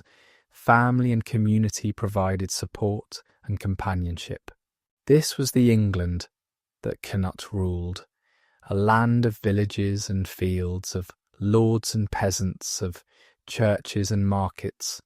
The great events of his reign affected these ordinary people, bringing war or peace, prosperity or hardship. Understanding their world helps us understand his. As the 1030s progressed, Cnut entered the final phase of his life. He was still in his prime, probably only in his early 40s, but the strains of ruling a vast empire were beginning to tell. The challenges he faced were growing, and his ability to meet them was diminishing. The loss of Norway was a significant blow. We have seen how Alfgifu and Svein were driven out by a Norwegian uprising inspired by the cult of Saint Olaf. This was a rare failure for Cnut, a sign that his power had limits. He could conquer kingdoms, but he could not always hold them. Cnut, apparently, planned to reconquer Norway. He began gathering forces for a new expedition, but the campaign never happened. Whether he was distracted by other concerns, unable to assemble sufficient forces, or simply running out of time, the reconquest of Norway remained unfinished business. Relations with Scotland also required attention. The submission of Malcolm II in 1001 had established Cnut's overlordship, but such arrangements needed constant maintenance. Scottish kings were always looking for opportunities to assert their independence. Cnut had to remain vigilant. The situation in Denmark was stable, but not without concerns. Harthacnut was growing up, preparing to take on more responsibility, but he was still young, and the Danish nobles were restless. Managing Denmark from a distance was never easy. England remained the core of Cnut's power. Here his position was secure. The English had accepted him as their king. The church supported him. The nobility, both Danish and English, were loyal. The administrative machinery functioned smoothly, but even in England there were undercurrents of tension. The question of succession was unresolved. Cnut had multiple sons by different mothers, each with potential claims to the throne. The great earls were building their own power bases, preparing for the uncertainties ahead. Godwin, Earl of Wessex, was particularly powerful. He controlled the wealthiest region of England and commanded a large following. His loyalty to Cnut was unquestioned, but what would happen when Cnut was gone? Godwin was ambitious, and his ambitions might not align with Cnut's plans. The other earls were similarly positioned. Leofric of Mercia, Siward of Northumbria, and others had their own interests and agendas. They cooperated with Cnut because it served their purposes, but cooperation might give way to competition once the strong hand of the king was removed. Cnut's health in his final years is not well documented. Medieval sources rarely discuss such matters unless the illness was dramatic or prolonged. We do not know if Cnut suffered from any chronic conditions or if his death came suddenly. What we do know is that Cnut continued to govern actively until the end. He issued charters, held courts, and made decisions. He did not retire or delegate authority to others. He remained king in fact as well as in name. The year 1035 brought the end. On November 12th, Cnut died at Shaftesbury in Dorset. He was probably around 40 years old, though his exact age is uncertain. The cause of death is not recorded. It may have been illness, accident, or simply the accumulated wear of a hard life. Cnut's body was taken to Winchester, the old capital of Wessex, and one of the most important cities in England. He was buried in the old Minster, the great church that served as the spiritual centre of the kingdom. He lay among the kings of Wessex, the dynasty he had conquered and supplanted. The burial at Winchester was significant. It showed that Cnut was accepted as a legitimate English king, worthy of resting among his predecessors. It demonstrated the continuity between his reign and the old order. He was not a foreign conqueror buried in obscurity, but a king honoured in death as in life. The funeral would have been a grand occasion. Bishops and nobles gathered to pay their respects. Masses were said for the king's soul. Gifts were made to the church to ensure prayers for his salvation. The rituals of death reinforced the bonds of community and the hope of resurrection. Cnut left behind a complicated legacy. He had built an empire that stretched across the North Sea. He had ruled England with skill and justice. He had earned the respect of popes and emperors. He had transformed himself from a Viking raider into a Christian king. But he had not solved the problem of succession. His empire was held together by his personal authority, and that authority died with him. The question now was whether his achievements would survive his death. Cnut's death triggered a succession crisis that would ultimately destroy his empire. He had left multiple potential heirs, but no clear plan for who should inherit what. The result was conflict, confusion, and eventual collapse. The main contenders were Cnut's sons. Harthacnut was the son of Emma, designated as heir to Denmark, and probably intended to inherit England as well. Harold was the son of Ælfgifu, whose status was ambiguous, but who had supporters in England. Sweyn, Ælfgifu's other son, had died in exile after being driven from Norway. Harthacnut had a strong claim.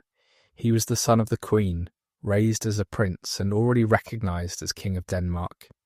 Cnut seems to have intended him to inherit the entire empire, uniting England and Denmark under a single ruler.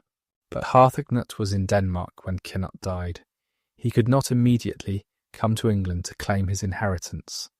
Denmark faced threats from Norway and other neighbours.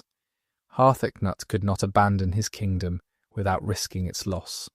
This absence created an opening for Harold. He was in England, available to take power immediately. He had supporters among the Danish nobles who had come to England with Cnut. He argued that he was Cnut's son and deserved to inherit. The English nobility was divided. Some supported Harthacnut as the legitimate heir. Others backed Harold as the practical choice. The great earls manoeuvred for advantage, trying to position themselves for whatever outcome emerged. Emma, the queen mother, was firmly in Harthacnut's camp. She had no love for Ælfgifu or her sons. She saw Harold's claim as illegitimate, the pretension of a concubine's child. She worked to delay any settlement until Harthacnut could arrive. Godwin, Earl of Wessex, initially supported Emma and Harthacnut. He had been Cnut's closest English ally and had benefited enormously from that relationship.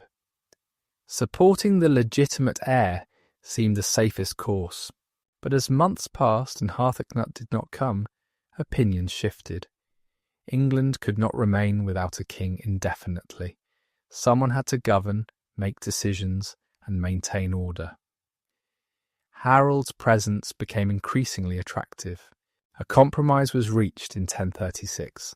Harold was recognised as regent, governing England on behalf of the absent Harthacnut. He would hold power until Harthacnut arrived to claim his inheritance. It was a temporary solution that satisfied no one completely. The compromise did not hold. Harold's supporters pushed for full recognition as king. Harthacnut's supporters resisted. The regency became increasingly fictional as Harold exercised royal power in his own name. During this period of uncertainty, a tragic event occurred that would have lasting consequences. Alfred, the son of Ethelred and Emma, came to England from Normandy. His motives are unclear. He may have been visiting his mother. He may have been testing the waters for his own claim to the throne. Whatever his intentions, Alfred's visit ended in disaster. He was captured by Earl Godwin and handed over to Harold's men. They blinded him so brutally that he died from his injuries. It was a shocking act of violence against a prince of the royal blood. The responsibility for Alfred's death has been debated ever since. Godwin claimed he was only following orders. Harold's supporters blamed the Earl for exceeding his instructions. Emma blamed everyone involved. The truth is probably that multiple parties shed guilt for the crime. Alfred's death eliminated one potential rival, but created lasting enmity. Emma never forgave those responsible. Her surviving son Edward, Alfred's brother, harboured a grudge that would shape English politics for decades. The murder of Alfred planted seeds of future conflict. By 1037, Harold had consolidated his position. He was recognised as King of England, no longer regent but ruler in his own right. Emma was driven into exile, fleeing to Flanders. Harthacnut's claim to England was effectively nullified. Harold's reign was brief and poorly documented. He ruled for about 3 years, from 1037 to 1040. The sources tell us little about his government or policies. He seems to have maintained order and continued his father's basic approach to ruling. But Harold was not his father. He lacked Cnut's prestige, experience, and network of relationships. He was a lesser figure, holding power through circumstance rather than achievement.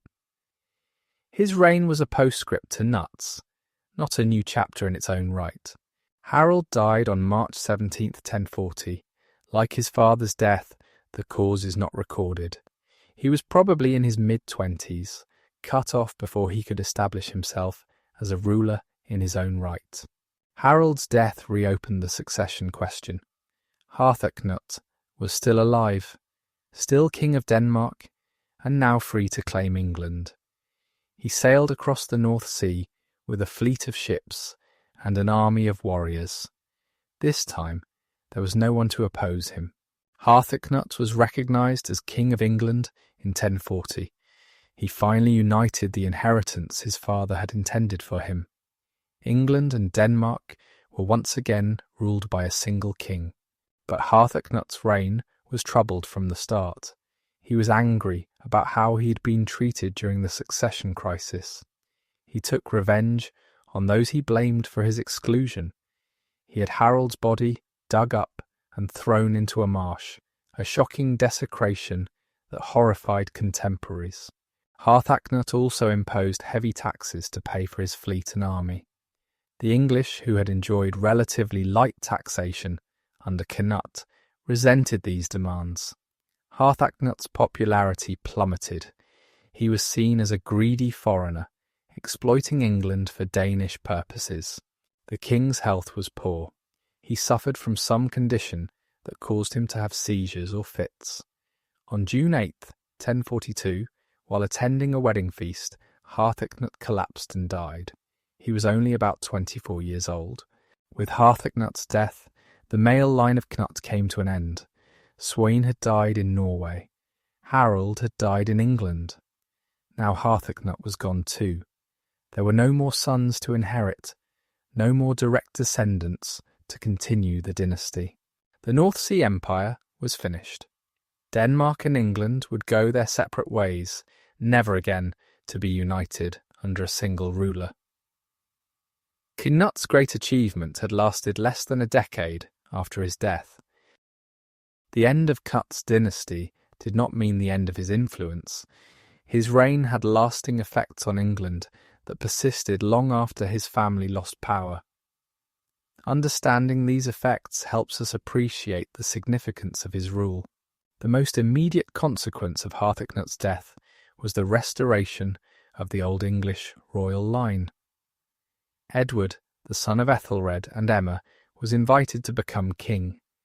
He had spent most of his life in exile in Normandy, waiting for an opportunity that finally came.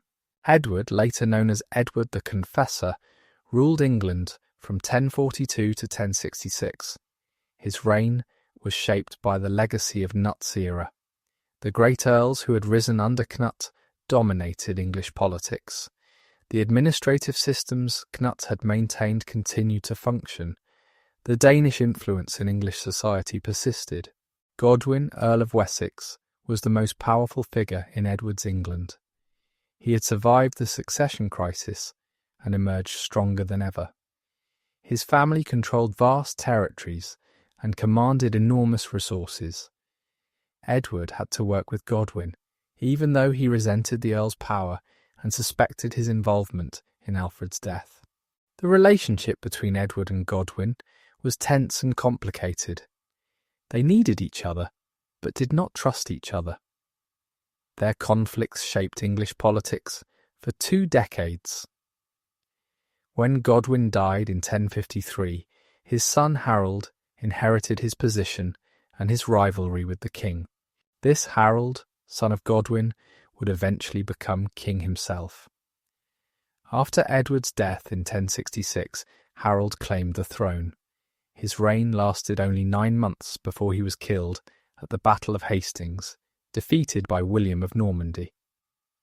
The Norman conquest ended the Anglo-Saxon era and began a new chapter in English history. The connection between Cnut's reign and the Norman conquest is indirect but real. Cnut's empire had disrupted the Old English succession. His dynasty had replaced the House of Wessex. When his dynasty failed, the restoration was incomplete and contested. The weakness and uncertainty that resulted made England vulnerable to conquest.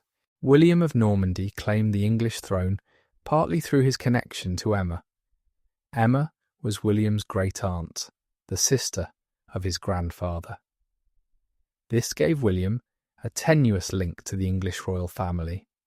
He also claimed that Edward had promised him the succession, a claim that was disputed but not implausible. The Norman conquest brought enormous changes to England. A new ruling class replaced the old Anglo-Saxon nobility.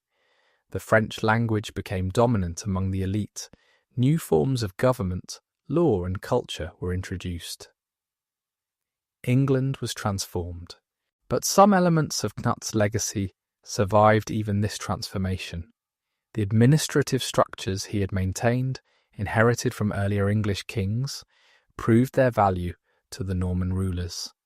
The Normans kept the shire system, the coinage, and many other institutions. They built on foundations that Cnut had preserved. The legal traditions that Cnut had codified also persisted. Norman law was layered on top of English law rather than replacing it entirely. The combination produced the common law tradition that would eventually spread throughout the English-speaking world. Cnut's law codes were part of this heritage. The church that Cnut had patronised continued to thrive. The monasteries he had endowed survived the conquest and continued their work. The cathedrals he had supported remained centres of worship and learning. The Christian culture he had promoted became the foundation for medieval English civilization. Cnut's memory itself became part of English heritage. The legend of the waves ensured that he was not forgotten. Chroniclers recorded his deeds and praised his wisdom. He became a model of good kingship, a standard against which later rulers were measured. The comparison with later kings was not always favourable to Cnut's successors. His reign came to be seen as a golden age, a time of peace and prosperity before the troubles that followed. This idealization probably exaggerated his achievements, but it testified to the impression he had made. In Denmark, Cnut's legacy was equally significant. His nephew Svein Estridsson eventually became king, founding a dynasty that ruled for generations. The Danish monarchy that exists today can trace its lineage back through Svein to Cnut's sister, Estrid. In this sense, Cnut's blood still flows in royal veins. Svein Estridsson came to power after years of struggle. Following the collapse of Cnut's empire, Denmark faced instability and conflict. Various claimants fought for the throne. Norway reasserted its independence under the descendants of St. Olaf. The unified Scandinavian realm that Cnut had built fragmented into its component parts. Sweyn eventually prevailed over his rivals. He ruled Denmark from around 1047 until his death in 1076. His reign was long and consequential, establishing the foundations for medieval Danish kingship. He was a capable ruler who learned from his uncle's example. The memory of Cnut remained powerful in Denmark. He was remembered as a great king who had brought glory to the Danish people. His conquest of England was a source of national pride. Stories of his achievements were told and retold, becoming part of Danish identity. Danish historians and chroniclers recorded Cnut's deeds for posterity. Saxo Grammaticus, writing in the late 12th century, included Cnut in his great history of Denmark. Adam of Bremen, writing earlier, provided valuable information about Cnut and his family. These sources preserve knowledge that would otherwise have been lost. The church in Denmark also remembered Cnut's patronage. He had supported the spread of Christianity throughout Scandinavia. He had given generously to religious institutions. He had helped establish the ecclesiastical structures that would shape Danish society for centuries. Norway's relationship with Cnut's legacy was more complicated. The Norwegians remembered him as a conqueror and oppressor. His rule had been harsh, particularly under the regency of Ælfgifu and Sweyn. The uprising that drove them out became a founding moment of Norwegian national consciousness. Saint Olaf, the king Cnut had overthrown, became Norway's patron saint. His cult united the Norwegian people and gave them a symbol of independence. The contrast between the saintly Olaf and the foreign Cnut shaped how Norwegians understood their history. But even in Norway, Cnut was respected as a formidable ruler. His military achievements were acknowledged. His administrative abilities were recognized. He was an enemy, but he was a worthy enemy. Norwegian sagas recorded his deeds alongside those of their own heroes. The broader Scandinavian world was transformed by Cnut's reign. He had demonstrated that Scandinavian rulers could compete with the greatest powers in Europe. He had shown that Vikings could become Christian kings, accepted and respected by popes and emperors. He had opened doors that would remain open for generations. The conversion of Scandinavia to Christianity, which Cnut had supported, continued after his death. By the end of the 11th century, the old pagan religion had largely disappeared. Churches and monasteries dotted the landscape. Scandinavian kingdoms were fully integrated into Christian Europe. Trade and cultural exchange flourished in the wake of Cnut's empire. The connections he had established between England, Denmark, and Norway persisted even after political unity was lost. Merchants, missionaries, and travellers continued to cross the North Sea, carrying goods and ideas in both directions. The Viking Age itself was drawing to a close during Cnut's lifetime. The great era of raiding and expansion that had begun in the late 8th century was ending. Scandinavians were settling down, building kingdoms, and joining the community of Christian nations. Cnut stood at the transition point, the last great Viking conqueror and the first truly European Scandinavian king. How has history remembered Cnut the Great? His reputation has fluctuated over the centuries, shaped by changing attitudes and new discoveries. Understanding these shifts helps us appreciate both the man and the process of historical memory. In the immediate aftermath of his death, Cnut was remembered positively in England. The chaos of the succession crisis and the troubles of his son's reigns made his own rule look good by comparison. He became associated with peace, prosperity, and good governance. The Anglo-Saxon Chronicle, our most important source for this period, generally portrays Cnut favourably. It acknowledges his conquest but emphasises his subsequent good rule. It praises his piety and his generosity to the church.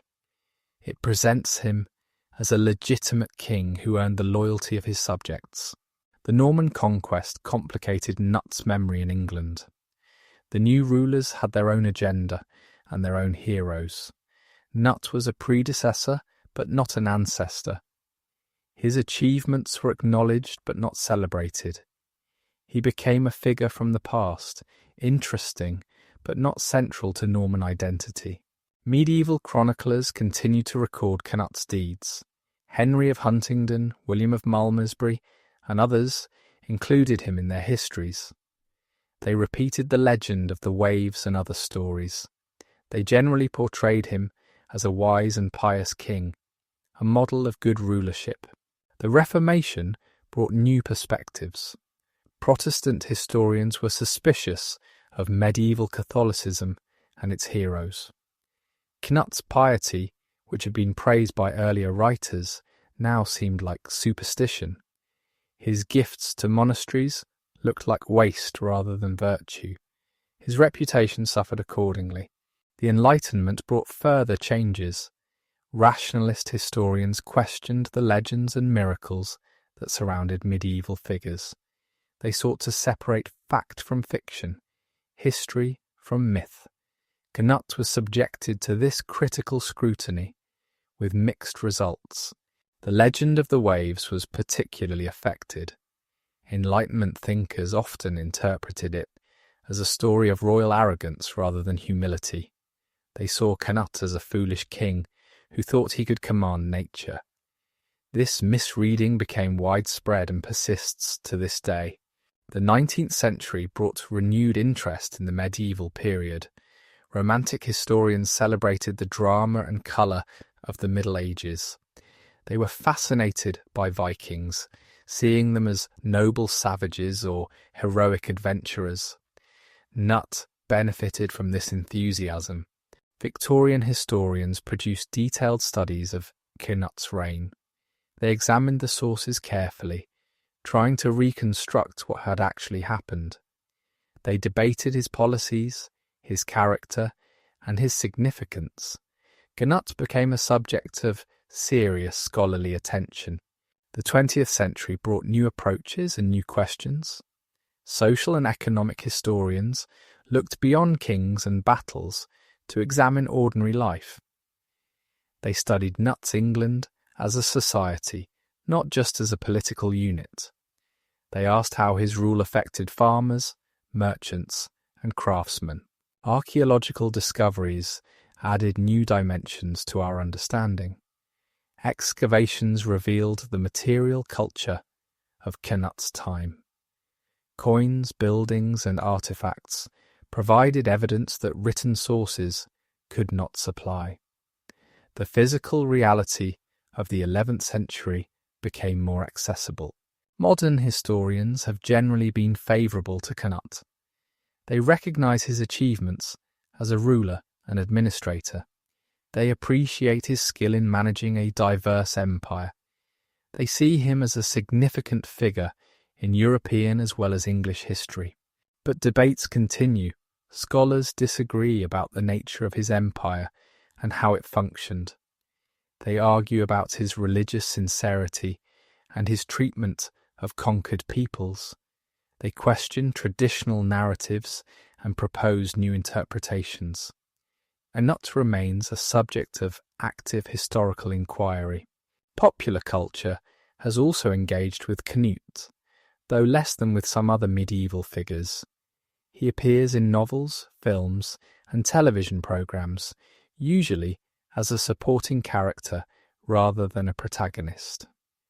The Vikings television series, for example, included Cnut as a character, introducing him to new audiences. The legend of the waves remains Cnut's most famous legacy in popular consciousness. Most people who have heard of Cnut know him only through this story. it has become detached from its original context, floating free as a parable about the limits of power. This popular image is both a blessing and a curse. It keeps Cnut's name alive when other medieval kings have been forgotten, but it also distorts his memory, reducing a complex figure to a single anecdote. The real Cnut was far more interesting than the legend suggests. The title the Great is not given lightly. Only a handful of rulers in history have earned this distinction. What was it about Cnut that justified such an honour? What made him stand out from the many other kings of his era? Military achievement was certainly part of the answer. Cnut conquered England, one of the wealthiest kingdoms in Europe.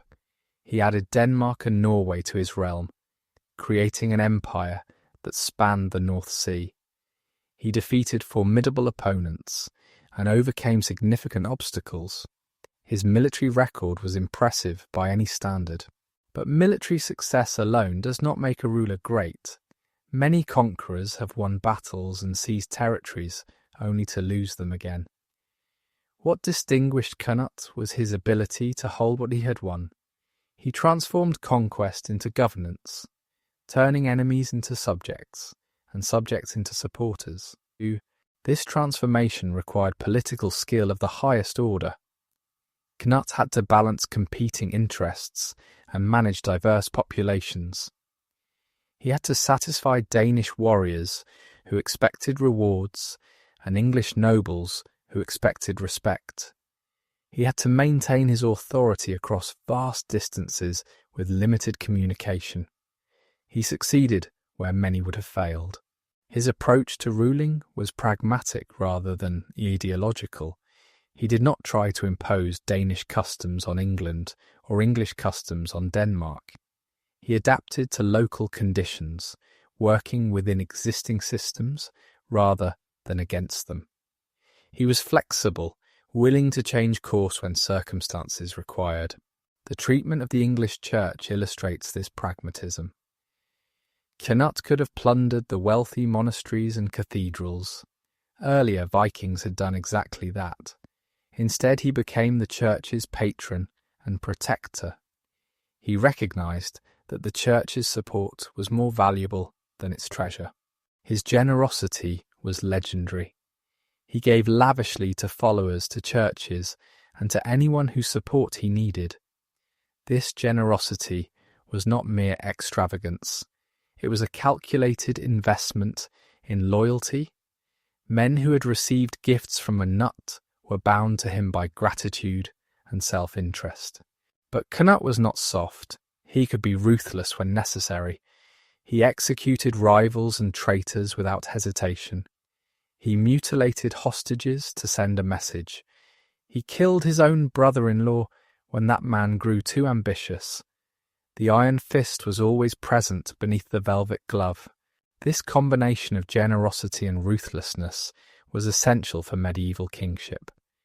A ruler who was only generous would be seen as weak and exploited. A ruler who was only ruthless would be feared but not loved. Cnut managed to be both, inspiring loyalty through reward and obedience through fear. His personal qualities also contributed to his success. The sources describe him as tall and strong, an impressive physical presence. He was brave in battle, leading from the front rather than directing from the rear. He had the charisma that inspires men to follow and the intelligence to use that following wisely. Cnut was also lucky, and luck matters in history. He survived battles that killed others. He inherited opportunities that others did not have. He faced enemies who made mistakes at crucial moments. Fortune favoured him, and he was wise enough to exploit its favour. The timing of his reign was significant. He came to power at a moment when England was exhausted by decades of Viking raids and internal conflict. The English were ready for strong leadership, even if it came from a foreign conqueror. Cnut provided what they needed. Similarly, Scandinavia was ready for a unifying figure. The petty kingdoms and competing chieftains of earlier centuries were giving way to larger political units. Cnut accelerated this process, showing what a powerful Scandinavian ruler could achieve. He was a man of his moment. His religious policy deserves particular attention. Cnut embraced Christianity wholeheartedly, or at least appeared to do so. He went on pilgrimage, patronized churches, and enforced Christian morality. This was not just personal piety, it was political strategy of the highest order. Christianity provided legitimacy that conquest alone could not supply. A Christian king ruled by divine right, blessed by God, and supported by the Church. Cnut's embrace of Christianity transformed him from a Viking raider into a European monarch. It opened doors that would otherwise have remained closed. The pilgrimage to Rome was the culmination of this strategy. By meeting the Pope and the Emperor, Cnut demonstrated that he belonged among the great rulers of Christendom. He was not an outsider but a member of the club. His kingdom was not a barbarian realm, but a Christian nation. Administrative competence was another key to Cnut's greatness. He maintained and improved the governmental machinery he inherited. He issued law codes, reformed coinage, and ensured that justice was done. He was not just a warrior, but a builder of institutions. This administrative achievement is easy to overlook. It lacks the drama of battles and conquests, but it was essential for lasting success. Kingdoms that are well governed prosper and endure. Kingdoms that are poorly governed decline and fall. Cnut's England was well governed. Finally, Cnut's greatness must be measured against the alternatives. What would have happened if he had not conquered England? The country might have continued under Ethelred's ineffective rule, suffering more raids and paying more tribute, or it might have fallen to another conqueror, perhaps one less capable than Cnut. By this measure, Cnut's conquest was almost a blessing for England. He brought peace after decades of war. He provided strong leadership after years of weakness. He connected England to Scandinavia and to the wider European world. His reign, for all its violence, was better than what came before. To fully appreciate Cnut's achievement, we must understand the world he dominated. The North Sea was not a barrier, but a highway, connecting the lands around its shores. Cnut's empire was a North Sea empire, built on maritime power and maritime connections. The North Sea is a shallow body of water between Britain and the European continent. It is cold, grey, and often stormy. But it is also rich in fish and relatively easy to navigate. For thousands of years, people have crossed it, trading, raiding, and settling on its various shores. The Vikings were masters of the North Sea. Their longships were perfectly adapted to its conditions. They could sail across open water or navigate up rivers. They could land on beaches or dock at ports. They gave their owners mobility and flexibility that land-based powers could not match. Cnut inherited this maritime tradition. He understood that control of the sea was the key to his empire. His fleet was the instrument that held his scattered territories together. It allowed him to move troops quickly, to respond to threats, and to project power across vast distances. The importance of naval power is often underestimated in discussions of medieval history. We tend to focus on castles and knights, on land-based warfare and feudal relationships. But for Cnut, the sea was everything. His empire was essentially a naval empire, held together by ships rather than roads. The logistics of maintaining a fleet were formidable. Ships required constant maintenance. Crews needed to be recruited, trained and paid. Supplies had to be gathered and distributed. Harbours and shipyards had to be maintained. All of this required organisation and resources. Cnut met these challenges through a combination of traditional Viking methods and English administrative techniques. He maintained a standing fleet, paid for through taxation. He established systems for recruiting crews and gathering supplies. He created an infrastructure that could support sustained naval operations. The ships themselves were technological marvels. Viking longships were the product of centuries of development. They were light, fast, and seaworthy. They could carry dozens of warriors across the open ocean or penetrate far up rivers. They were the most advanced vessels in northern Europe. But Cnut's fleet probably included other types of ships as well. Cargo vessels carried supplies and trade goods. Smaller boats served for coastal patrol and communication. The fleet was a diverse force adapted to various purposes. The crews who manned these ships were skilled professionals. Sailing in the North Sea required expertise and courage. Storms could arise suddenly, swamping vessels and drowning crews. Navigation was by dead reckoning and observation, without the instruments that later sailors would use. These men earned their pay. The ports and harbours of Cnut's empire were crucial nodes in his network of power. London was the greatest, a thriving commercial centre where merchants from across Europe gathered. York was important in the north, a legacy of Viking settlement. In Denmark, Hedeby and later Roskilde served similar functions. These ports were more than just places where ships docked. They were centres of trade, manufacturing, and administration. They generated wealth through commerce and customs duties. They provided bases for naval operations. They connected the empire to the wider world. Trade flowed through these ports in both directions. English wool went to Flanders and beyond. Scandinavian furs and timber came to England. Wine arrived from France, silk from the east, silver from Germany. The North Sea was a commercial highway as well as a military one. The merchants who conducted this trade were important figures in Cnut's world. They provided the wealth that funded his government and his wars. They carried news and information across the sea. They connected distant communities and facilitated cultural exchange. Cnut protected and encouraged trade.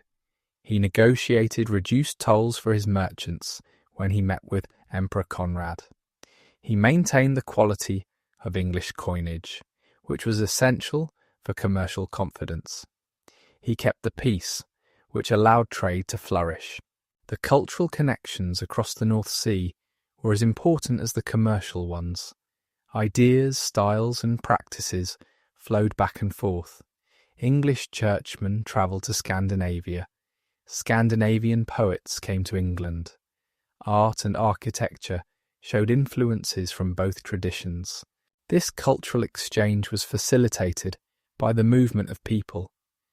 Cnut's conquest brought thousands of Danes to England. Some settled permanently, adding to the Scandinavian population that had been established in earlier centuries. They brought their language, their customs, and their perspectives. The English language itself was affected by this contact. Many common English words have Scandinavian origins, borrowed during the centuries of Viking influence. Words like sky, egg, window, and they came from Old Norse. The linguistic legacy of the Viking Age persists to this day. Cnut's empire represented the culmination of centuries of North Sea interaction. It brought together lands that had long been connected by trade, migration, and warfare. It created a political unity that reflected underlying cultural and economic ties. But the empire was also fragile. It depended on Cnut's personal authority and his ability to maintain naval supremacy. When he died, the bonds that held it together weakened. The component parts drifted apart, resuming their separate histories. The North Sea world did not disappear with Cnut's empire. The connections he had strengthened persisted. Trade continued to flow. People continued to move. Ideas continued to spread.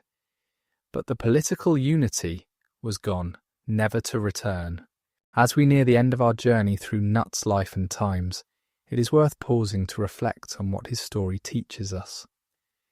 What can we learn from this Viking king who became one of the most powerful rulers in Europe? The first lesson is about the nature of power. Cnut's power was not given to him. He had to seize it, fight for it, and constantly work to maintain it. Power in his world was personal, dependent on the ruler's own abilities and relationships. There were no institutions strong enough to sustain a weak king. This personal nature of power had consequences.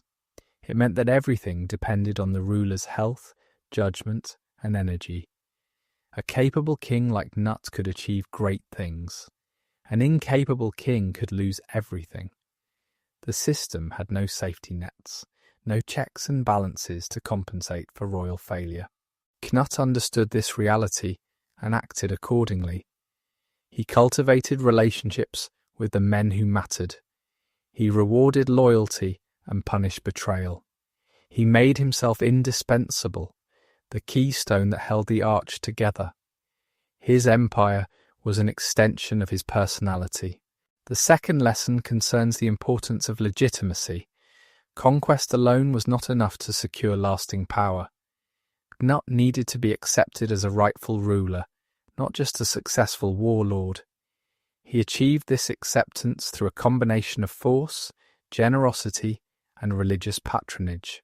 The church was crucial to this process. By embracing Christianity and supporting the church, Cnut gained access to a powerful source of legitimacy. The church could bless his rule, pray for his success, and condemn his enemies. It provided a framework of meaning that made sense of his power. The third lesson is about the limits of empire. Cnut built an impressive realm, but he could not make it last. His empire was too dependent on his personal authority. When he died, it began to fall apart. Within a generation, it was gone entirely. This fragility was inherent in the nature of his achievement. Cnut had united lands that had different traditions, different interests, and different identities. He held them together through force of personality and the promise of benefits. But these bonds were not strong enough to survive his death.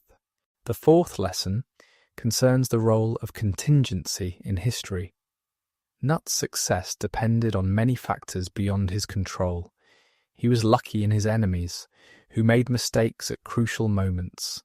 He was lucky in his timing, coming to power when conditions favoured his ambitions. He was lucky to survive the dangers of battle and travel. This does not diminish his achievements. Cnut made the most of his opportunities. He turned luck into lasting success through skill and determination. But we should remember that history could easily have gone differently. A single arrow, a single storm, a single decision could have changed everything. The fifth lesson is about memory and reputation. Cnut has been remembered for nearly 1,000 years, far longer than most medieval kings.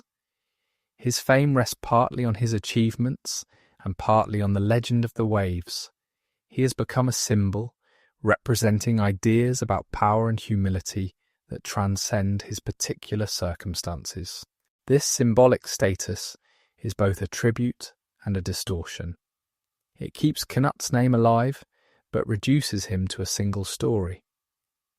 The real Cnut was far more complex than the legend suggests. He was a conqueror and a lawgiver, a warrior and a pilgrim, a Viking and a Christian king. He deserves to be remembered in his full complexity. The sixth lesson concerns the interconnectedness of history. Cnut's story cannot be understood in isolation. It is part of larger stories about Vikings and Anglo-Saxons, about Christianity and paganism, about England and Scandinavia. These stories intersect and influence each other in complex ways. Understanding Cnut requires understanding these larger contexts. He was shaped by the world he lived in, and he helped shape that world in turn. His achievements and failures make sense only when we see them as part of ongoing historical processes. The final lesson is perhaps the most important. History is made by human beings, with all their strengths and weaknesses. Cnut was not a superhuman figure. He was a man of his time, facing challenges with the resources available to him. He made decisions, some wise and some foolish. He experienced triumphs and setbacks. He lived and died like everyone else. This humanity makes Cnut's story meaningful. We can recognize ourselves in his struggles and aspirations. We can learn from his successes and failures. We can appreciate the distance between his world and ours, while also seeing the continuities that connect us. Cnut the Great was a remarkable figure who left a lasting mark on history. His empire may have crumbled, but his legacy endures. He showed what a determined and capable ruler could achieve in the medieval world. He demonstrated the possibilities and the limits of power. He earned his place among the great kings of history.